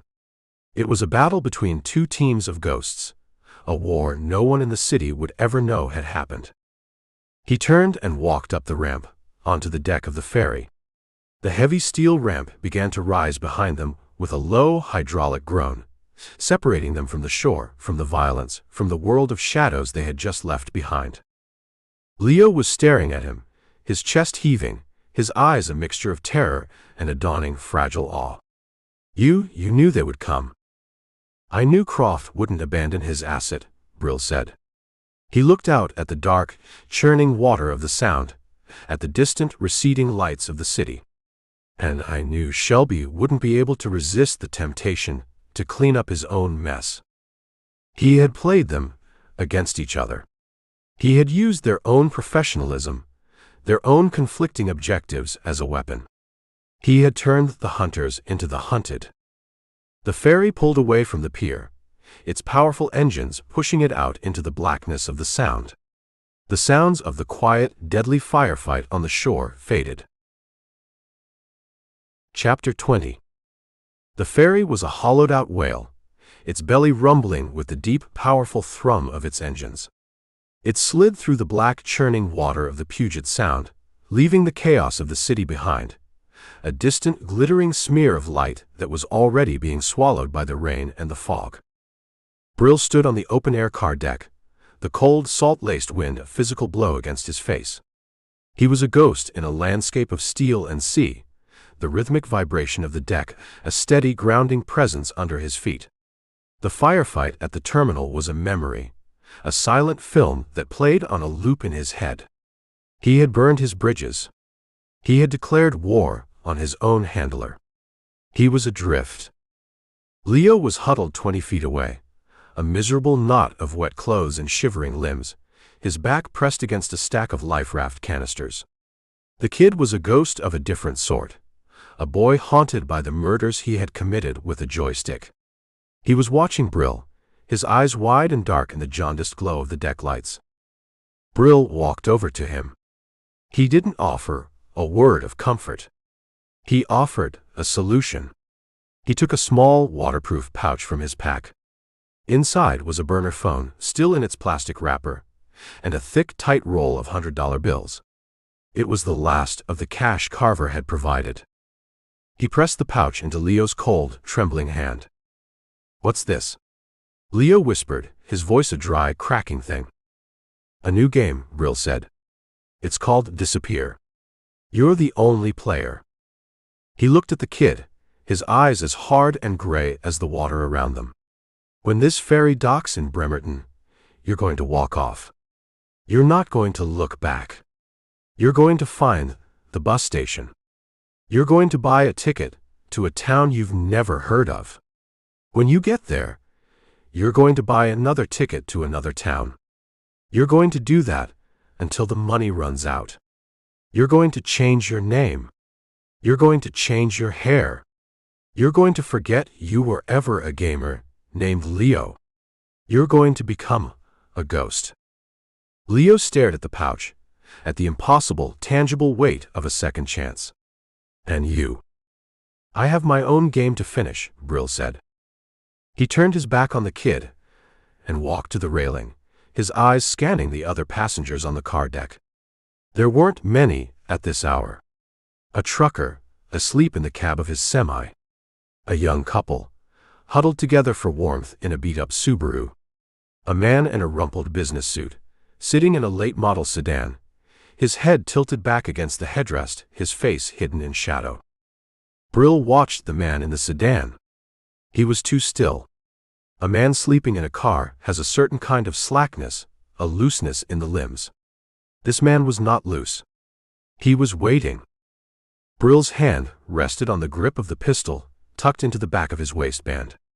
He had won the battle at the terminal, but the war had followed him onto the water. Shelby wasn't the kind of man who accepted a loss. He would have a contingency, a plan B. He looked at the Farah's superstructure. He saw the emergency release for the life rafts. He saw the access ladder that led to the upper passenger decks. He was mapping a new board, a new set of tactical possibilities. The Farah's horn blew, a long, deep, mournful sound that echoed across the water. They were approaching the Bremerton terminal. The lights of the small, sleeping city were a string of pale yellow pearls against the blackness of the shore. The man in the sedan stirred. He sat up. He wasn't looking at the approaching dock.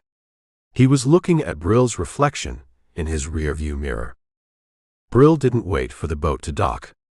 He didn't wait for the hunter to make his move. He created his own exit. He turned to Leo. "The car is your first test," he said, his voice a low, urgent command. "He's here for me. But he'll take you if he can't get me. When the ramp goes down, you don't walk. You run. You disappear into the town. You don't stop until you're a different person in a different place. Go." He didn't wait for a reply. He vaulted over the railing, not into the water, but onto the narrow maintenance catwalk that ran along the outside of the car deck.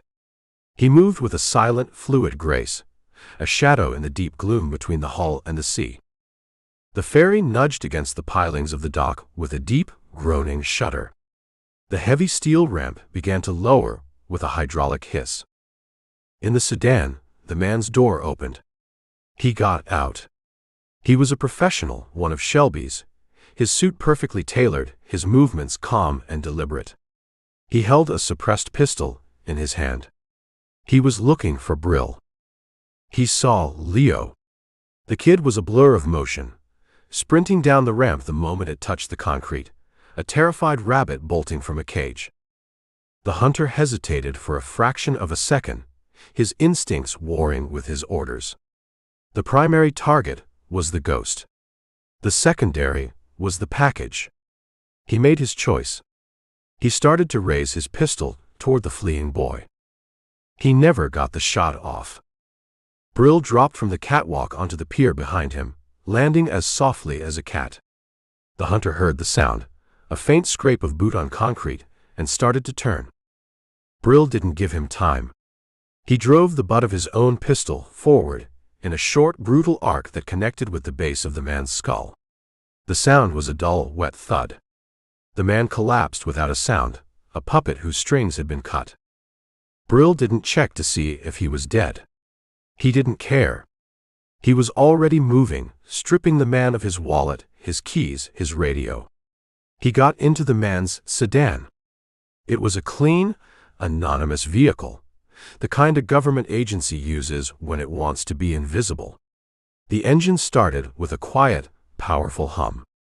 He put the car in gear and drove off the ferry, leaving the chaos and the ghosts behind him.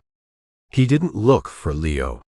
The kid was on his own now, a new ghost set loose in the world.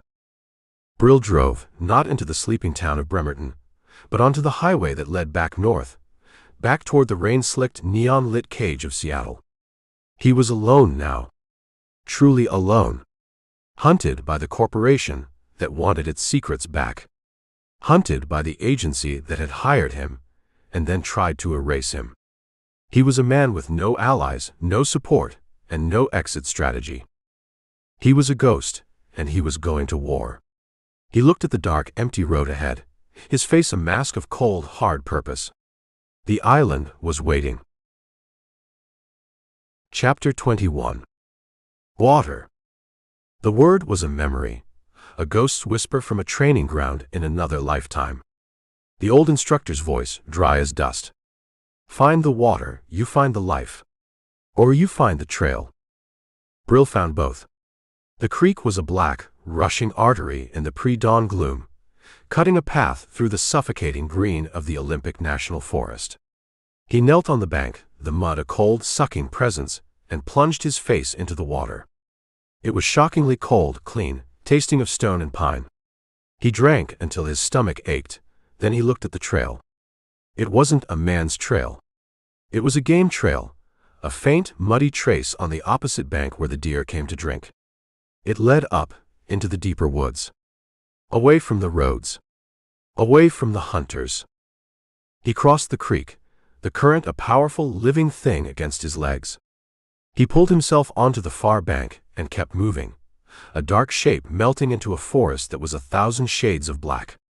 He didn't stop until the first, weak, gray light of dawn began to filter through the canopy, turning the oppressive darkness into a world of shifting, cathedral-like gloom. He found his place under the roots of a fallen giant, a massive Sitka spruce that had been torn from the earth a century ago. The space beneath was a natural cave, dry and sheltered, the air thick with the smell of damp earth and decay. This would be his sanctuary, his workshop. He stripped off his soaked, torn clothes in the cold air. His body was a map of his recent history. The angry red welt on his side from the ricochet. The deep, ragged gash in his calf where shrapnel from the bus explosion had torn through the muscle. The network of smaller cuts and bruises from his escape. He opened his med kit. The contents were meager. A single packet of QuickClot. A suture kit. A small bottle of antiseptic that was almost empty. He poured the last of the stinging liquid onto the wound in his calf, hissing as the alcohol fire cauterized the raw flesh. He didn't have anesthetic. He found a thick, straight piece of branch and bit down on it, the wood hard and unyielding between his teeth. He took out the needle and the suture thread. His hands were steady. He began to stitch the wound closed, his movements precise, clinical, as if he were working on a piece of machinery, not his own body. Each pull of the thread was a new, sharp, brilliant explosion of pain. He didn't make a sound. He just closed his eyes and worked, his world reduced to the needle, the thread, and the steady rhythmic pulse of agony. When he was done, 20 neat black stitches held the torn muscle together. He wrapped the wound with a clean strip of cloth torn from his shirt. He tended to the other cuts, then pulled on his damp clothes. The work was done. He spent the rest of the day building his new life. He needed shelter. He used his knife to cut branches from the fallen spruce, weaving them into the root structure, creating a dense waterproof wall. He thatched the roof with layers of broad fern leaves until it was a seamless part of the forest floor. From 10 feet away, his shelter was invisible, just another shadow in a world of shadows. He needed food. He took the thin, high-tensile wire from his rappel line. He found a spot on the game trail, a place where the path narrowed between two moss-covered rocks. He built a twitch-up snare, a simple, brutal piece of engineering. A bent sapling for the spring. A trigger carved from a piece of wood. A nearly invisible noose of black wire, positioned at the perfect height to catch a rabbit or a squirrel by the neck. He camouflaged it with leaves and mud. He set 2 more farther down the trail. He needed a weapon. His pistol was gone, lost in the chaos at the ferry terminal. He had his knife. It was a tool for close, quiet work. He needed something that could reach out. He found a young, straight yew tree, the traditional wood of the English longbow. He spent 3 hours with his knife, carefully shaping a 5-foot stave, following the grain of the wood, his movements patient, practiced. He fashioned a string from the inner strands of his rappel line. He found straight, thin branches for arrows, fletching them with feathers from a dead bird he found at the base of a cliff. He hardened the tips in the embers of a small, smokeless fire he built in a pit lined with wet stones. He was no longer a man with a gun. He was a creature of the woods, armed with the tools of a more ancient, more patient kind of violence. He sat by his small fire as night fell again, the flames a tiny defiant spark of warmth in the vast cold darkness. He was not just surviving. He was preparing. He was a soldier, stripped of his technology, his support, his identity. All he had left was the mission. The island. He thought about Croft, the man who saw the world as an algorithm. He thought about Shelby, the man who saw it as a balance sheet. They were the new kings of the world, fighting their wars with ghosts and machines. They thought he was gone, a loose end that had been conveniently swept away. They were wrong. He was just rearming. He was a ghost of a different sort now, a primal thing of wood and stone and fire. He was a patient hunter, waiting for the right moment to re-enter their clean, sterile, digital world. He was banking the embers of his fire when he heard it. It wasn't the sound of men. It wasn't the sound of dogs. It was a sharp, definitive snap thump from the direction of the game trail. He moved, a shadow detaching from other shadows, his new bow in his hand, an arrow knocked on the string. He reached the snare. A rabbit, its neck broken, hung in the air, its body still twitching with the last fading echoes of its life. Brill knelt beside it. He pulled his knife from its sheath. The blade was sharp and clean in the faint moonlight. He looked at the small, dead animal. It was a victory. It was fuel. It was a promise. He began to work, his hands sure and steady, the knife a flash of silver in the deep, silent darkness of the forest.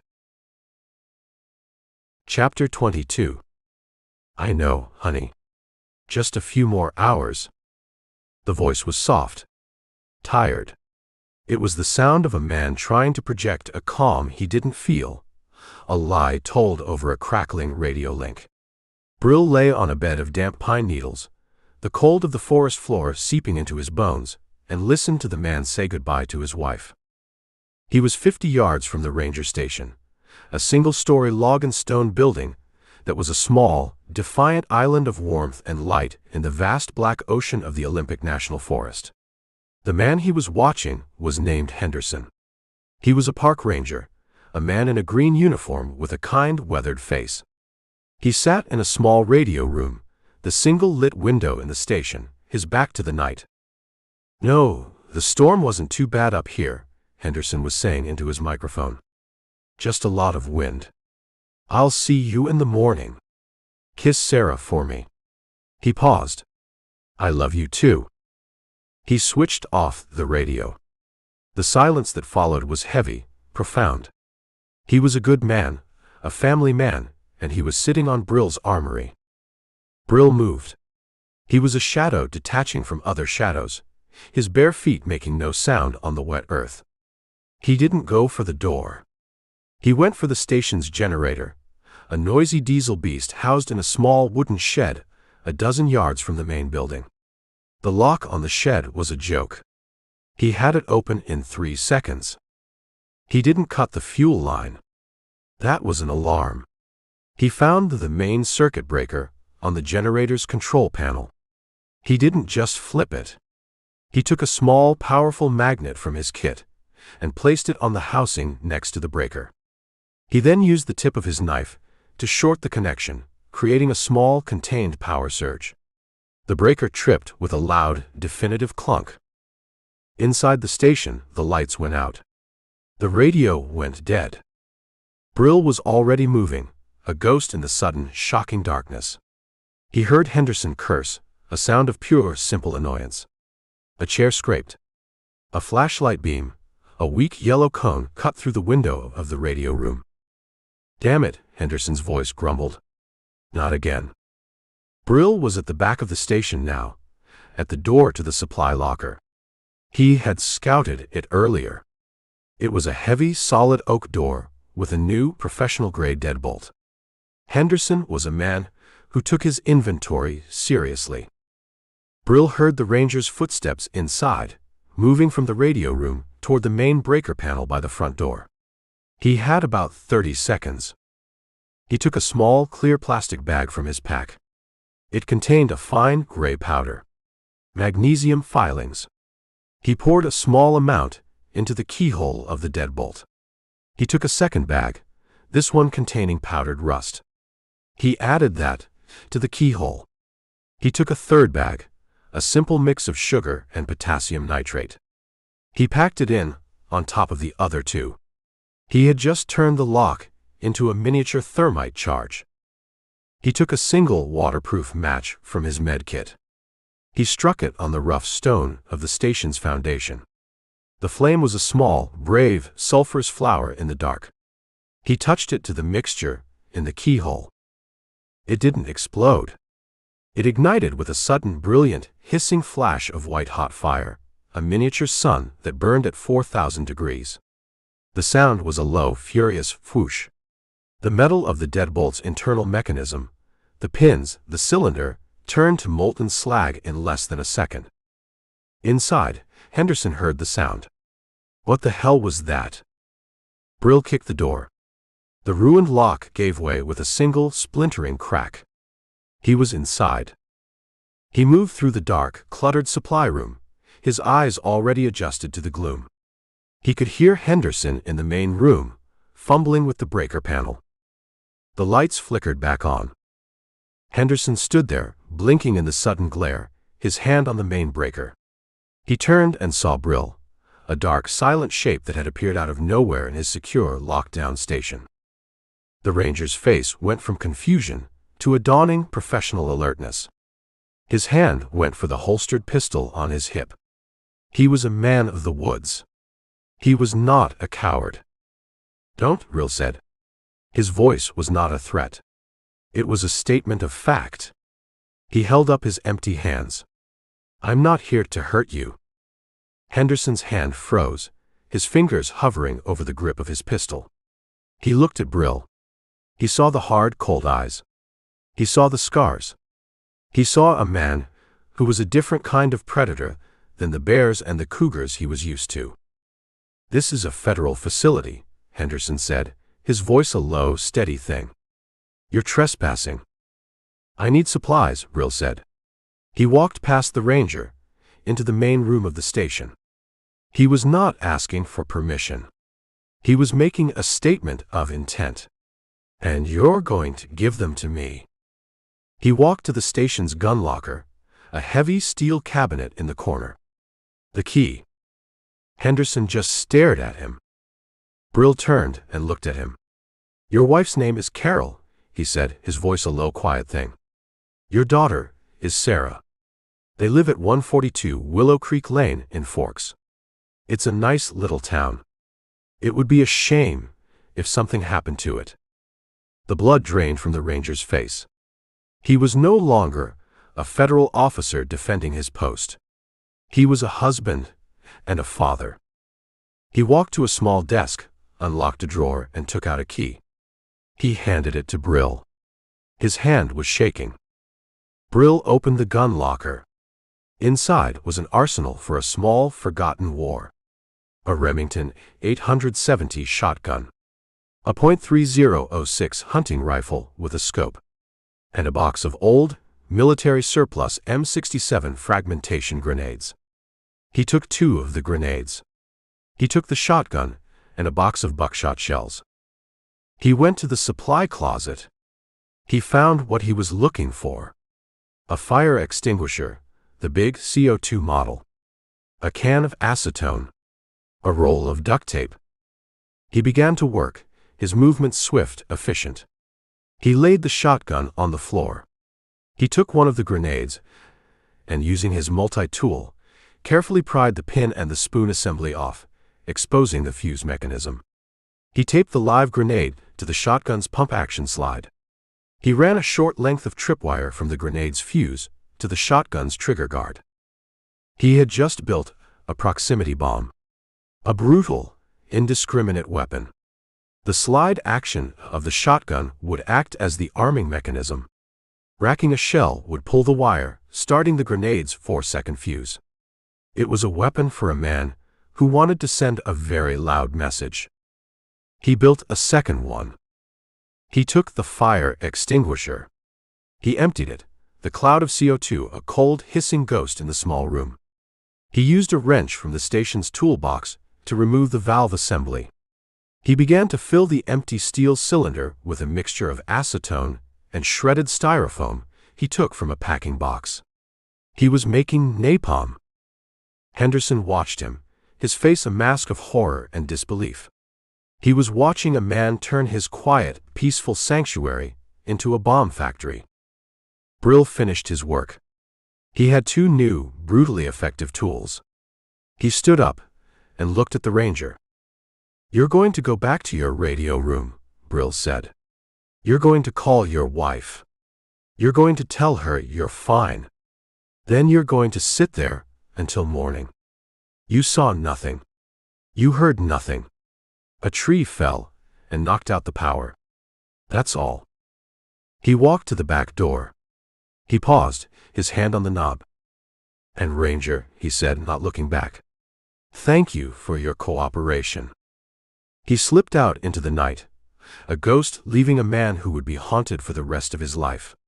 He moved back into the forest, his new, heavy tools a comforting weight in his pack. He was no longer just a survivor. He was an armory, and he was going to war. Chapter 23. "You're paying me to commit suicide." The old man's voice was a low growl, thick with the salt and engine smoke of a 100-year fishing war against the sea. He stood on the slick, dark pier of a forgotten fishing village, the wind tearing at his oilskin jacket. His face was a roadmap of deep, weathered lines. He looked at the churning black water of the Puget Sound, then at Brill.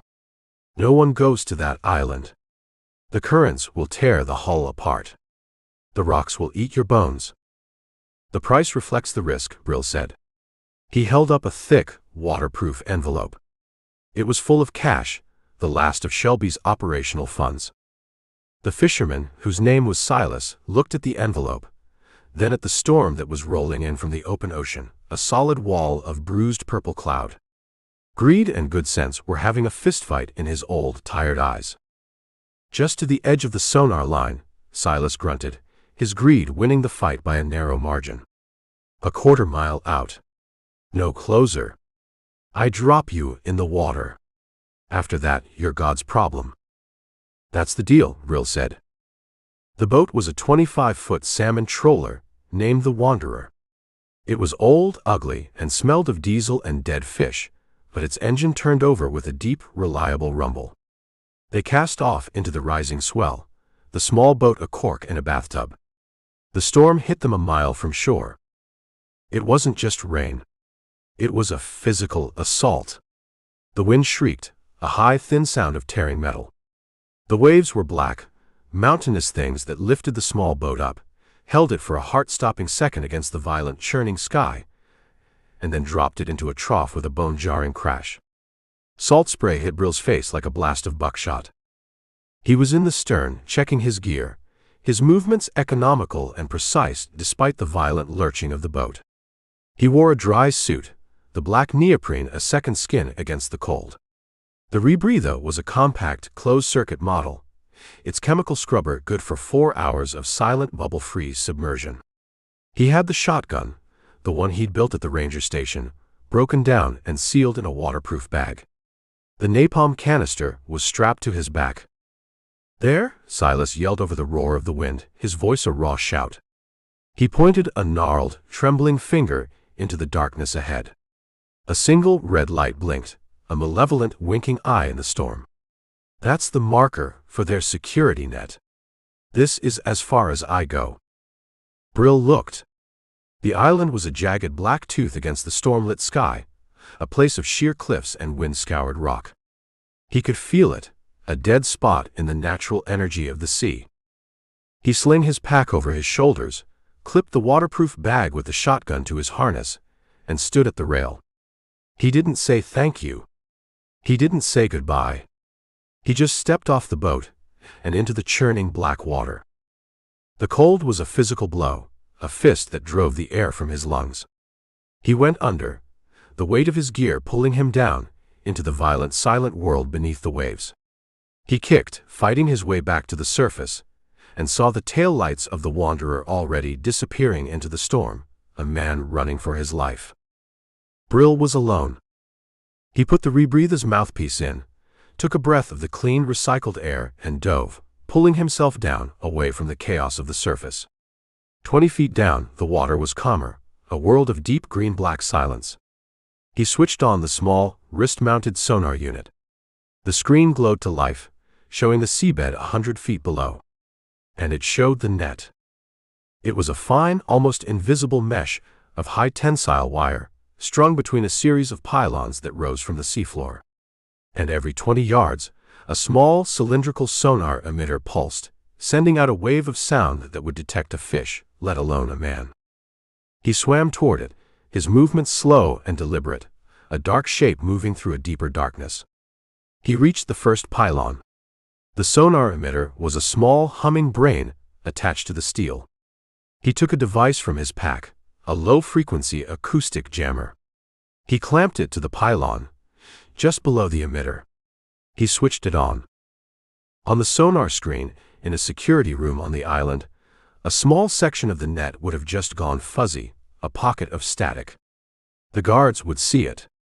They would assume it was a malfunction, a piece of equipment failing in the storm. They would log it for maintenance in the morning. He moved to the next pylon and did the same. He was creating a blind spot, a silent corridor in their wall of sound.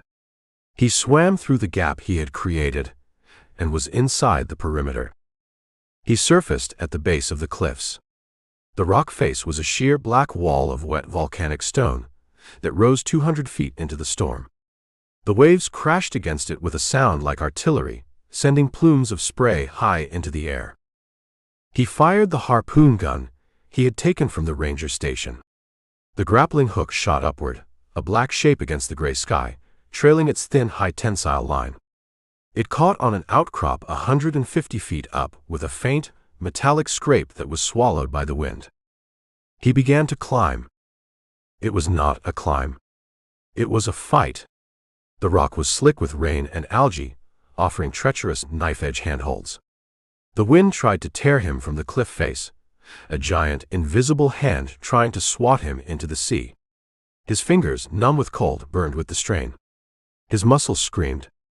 He moved with a slow, methodical rhythm, a spider on a black vertical thread. He reached the top, his lungs on fire, his body a single throbbing ache. He pulled himself over the edge and collapsed onto a bed of wet, sharp-edged gravel. He lay there for a full minute, the rain washing over him, letting his heart settle back into its steady, powerful rhythm. He was on the island. The woods here were different from the mainland. They were stunted, twisted things, their branches permanently bent by the relentless wind. He moved into them, a ghost in a landscape of gnarled, tormented shapes. He heard the sound almost immediately, a low electric hum that was not a part of the storm. He dropped to a crouch, his hand on his knife. A shape emerged from the trees. It was not a man. It was a machine. A sentry drone, a four-legged canine-like robot that moved with a silent, predatory grace. Its optical sensor, a single glowing blue eye, swept the woods. It was on patrol. Brill didn't move. He didn't breathe. He was a rock, a shadow.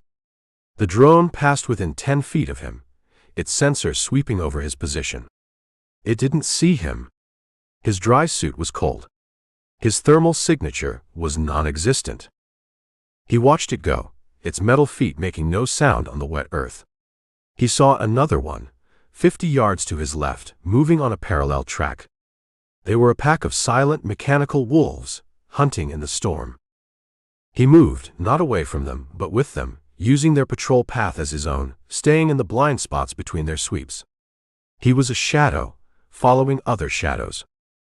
He reached the edge of the woods. The ground sloped down into a wide, cleared area. In the center of it, built into the side of the island's central peak, was the workshop. It wasn't a building. It was a concrete scar, a low windowless bunker with a single massive reinforced steel door. The entrance to the tunnel Leo had described. Two of Croft's ex-SAS hunters stood at the door, their rifles held at a low ready. They were not looking out at the woods. They were looking at each other, their faces illuminated by the harsh white light of the security lamps. They were talking, joking. They felt safe. They thought the machines and the storm were their only guards. Brill lay in the wet, cold mud at the edge of the tree line. He looked at the bunker. He looked at the two men. He took the shotgun from its waterproof bag. He began to assemble it, the clicks of the metal parts soft and final in the howling wind. Chapter 24. Two down. The words were a ghost of breath in the howling wind. Brill stood over the second guard, a dark shape in the stark white glare of the security lights. The man's rifle lay beside him in the mud. His eyes were open, staring at a storm he could no longer see. Brill had used the butt of his shotgun, a single precise blow to the temple. It was quiet. It was final. He didn't look at the bodies. He looked at the bunker. The massive, reinforced steel door was a sealed mouth in the concrete face of the hill. A keypad and a biometric scanner glowed next to it, green and impassive. They were expecting him to knock. Brill moved to the side of the entrance, to a large, louvered ventilation grate set into the concrete wall.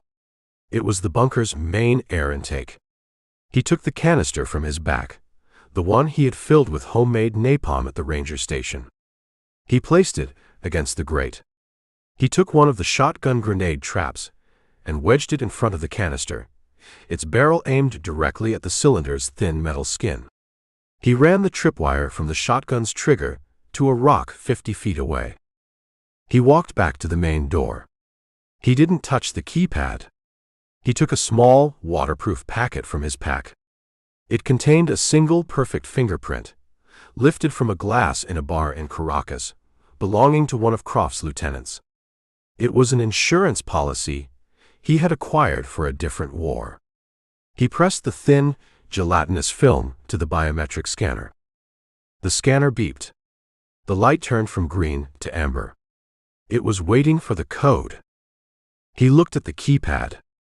He had 10 seconds before the system registered a failed attempt and triggered a silent alarm. He didn't have the code. He never did. He turned and walked away from the door, his pace unhurried. He walked toward the tripwire he had set.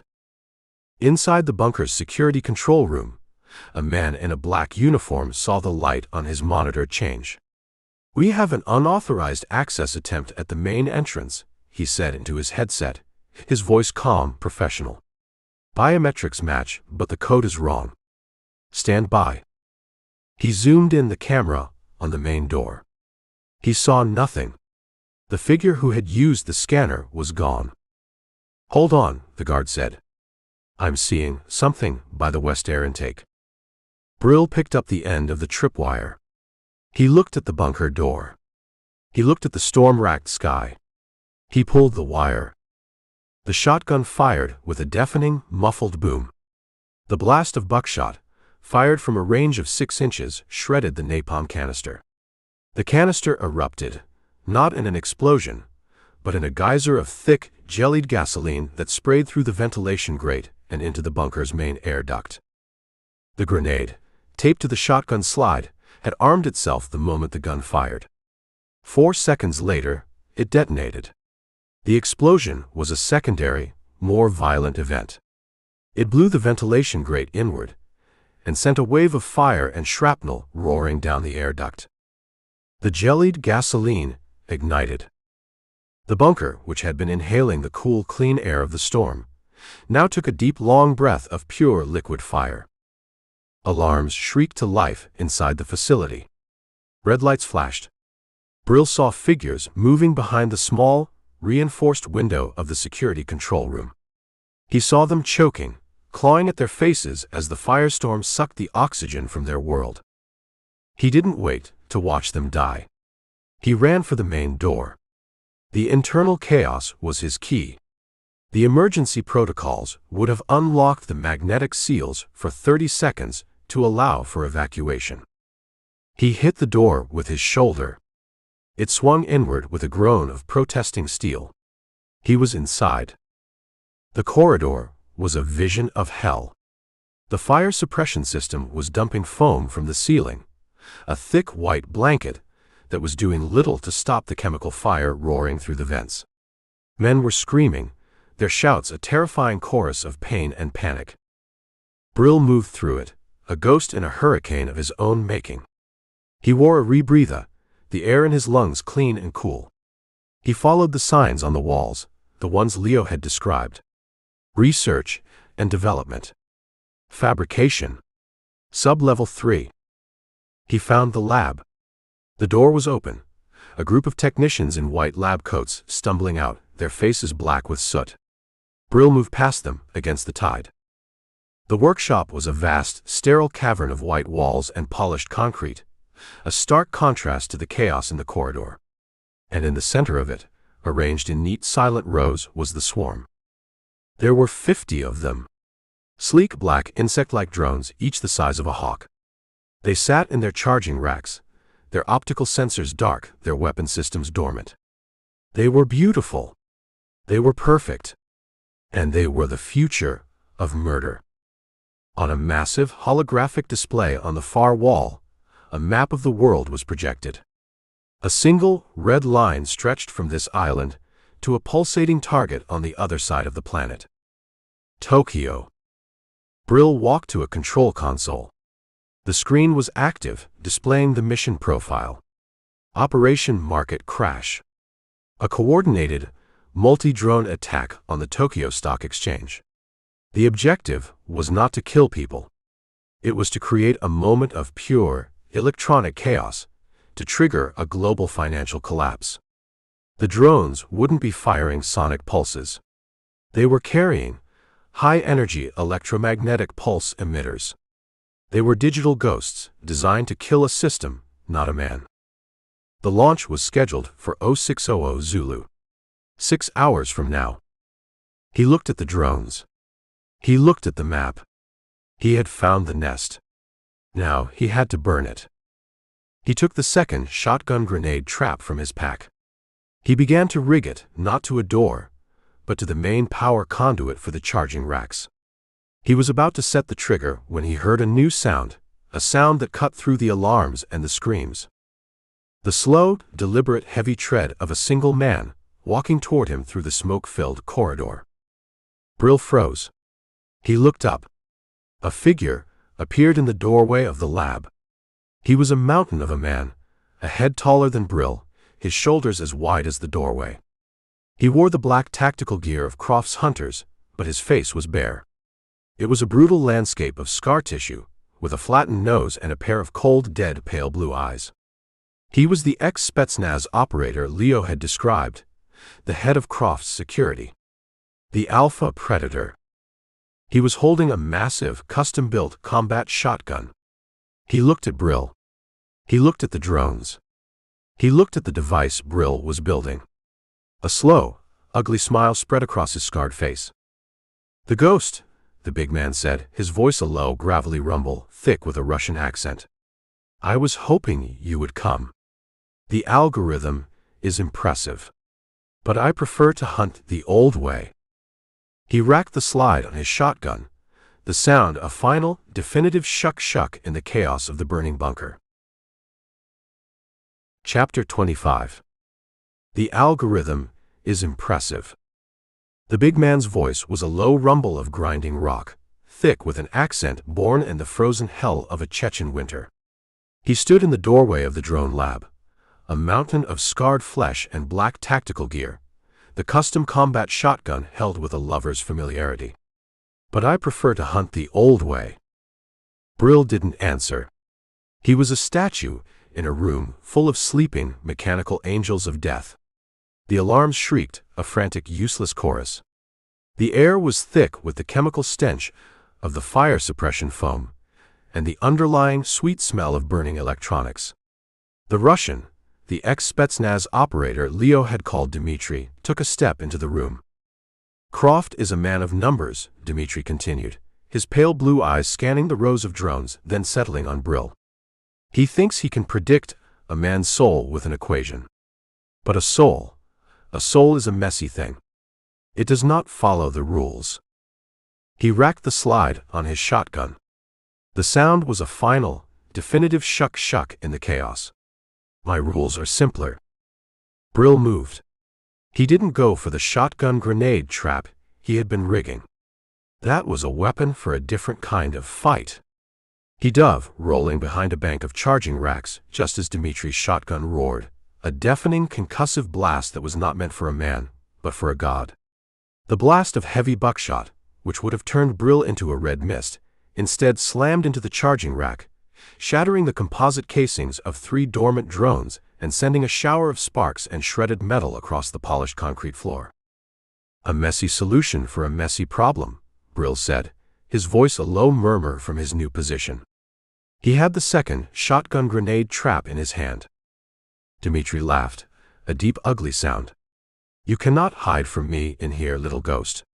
This is my house." He began to advance, his movements slow, deliberate. He was a bear, confident in his size, his power.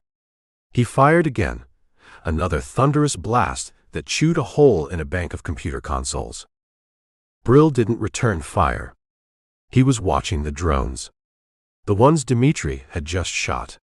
Their charging indicators, which had been a steady pulsing blue, were now flashing a frantic, angry red. An overload. A short circuit. He keyed his throat mic, a single clipped word. "Leo." The kid's voice came back in his earpiece, a thin, terrified thread from a world away. "I'm here.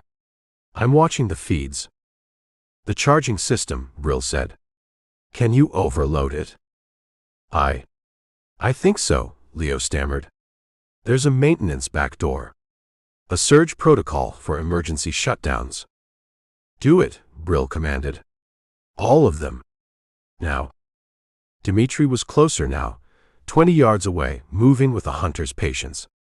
He was trying to flush Brill out, to force him into a mistake. He didn't see the lights on the charging racks change. One by one, the steady blue lights began to flash red, a silent, spreading plague of imminent failure. A high-pitched, whining sound began to fill the lab, the sound of capacitors being pushed past their breaking point. "What is this?" Dimitri growled, his eyes darting to the racks. "The new way of hunting," Brill said. The first rack exploded. It wasn't a fire. It was a pure, violent electrical detonation. The lithium-ion power cells in the drones went up in a chain reaction, a brilliant blue-white flash of light and a concussive blast that threw Dimitri off his feet. Brill was already moving. He ran, not away from the explosions, but through them, a ghost in a storm of his own making. He vaulted over a work table as a second rack went up, the shrapnel from the exploding drones whining past his head. He reached the main control console, the one with the holographic map of Tokyo still glowing with a terrible, silent promise. He had one objective. The mission abort. The kill switch Leo had told him about. He found the terminal. He began to type, his fingers a blur on the keyboard. He was a surgeon, cutting the heart out of the machine. Dimitri was on his feet again, his face a mask of black soot and pure animal rage. He roared, a wordless sound of fury, and charged, his shotgun forgotten. He was a creature of blood and bone, and he was going to kill the ghost with his bare hands. Brill didn't look up from the console. He kept typing. The abort sequence required a 3-part authorization. He had 2. He needed the 3rd. Dimitri was on him. A massive hand, big as a dinner plate, clamped onto Brill's shoulder, ripping him away from the console and throwing him across the room. Brill hit a metal cabinet with a jarring, bone-shaking crash and slid to the floor, his vision a swimming mess of gray static. Dimitri stood over him, a giant silhouetted against the flashing red lights of the dying lab. "No more tricks," the big man snarled. He reached down to grab Brill by the throat. Brill's hand shot out. He wasn't holding a gun. He was holding one of the small, hawk-like drones he had grabbed from a rack before it could explode. He jammed the drone's sharp, pointed nose into Dimitri's side, just under his ribcage. The Russian grunted, a sound of surprise and contempt. "You will fight me with a toy." "It's not a toy," Brill said. He found the drone's manual activation stud with his thumb. It was a direct link to the EMP emitter. He pushed it. The world went silent. The drone discharged its entire stored energy, in a single, silent, focused pulse. It wasn't an explosion. It was an erasure. Dimitri's body went rigid, every muscle in his massive frame locking up as the electromagnetic pulse flash-cooked his nervous system from the inside out. His eyes went wide with a final, profound surprise. He opened his mouth, but no sound came out. He collapsed, a mountain of dead meat, his heart a silent, useless lump of cooked muscle in his chest. Brill pushed the dead man off him and staggered back to the console. The alarms were screaming now, a new, more urgent one. A structural integrity failure. The explosions had compromised the bunker's load-bearing supports. The whole place was coming down. He typed in the final authorization code. On the holographic map, the red line that stretched to Tokyo flickered and died. The mission was scrubbed. The swarm was dead.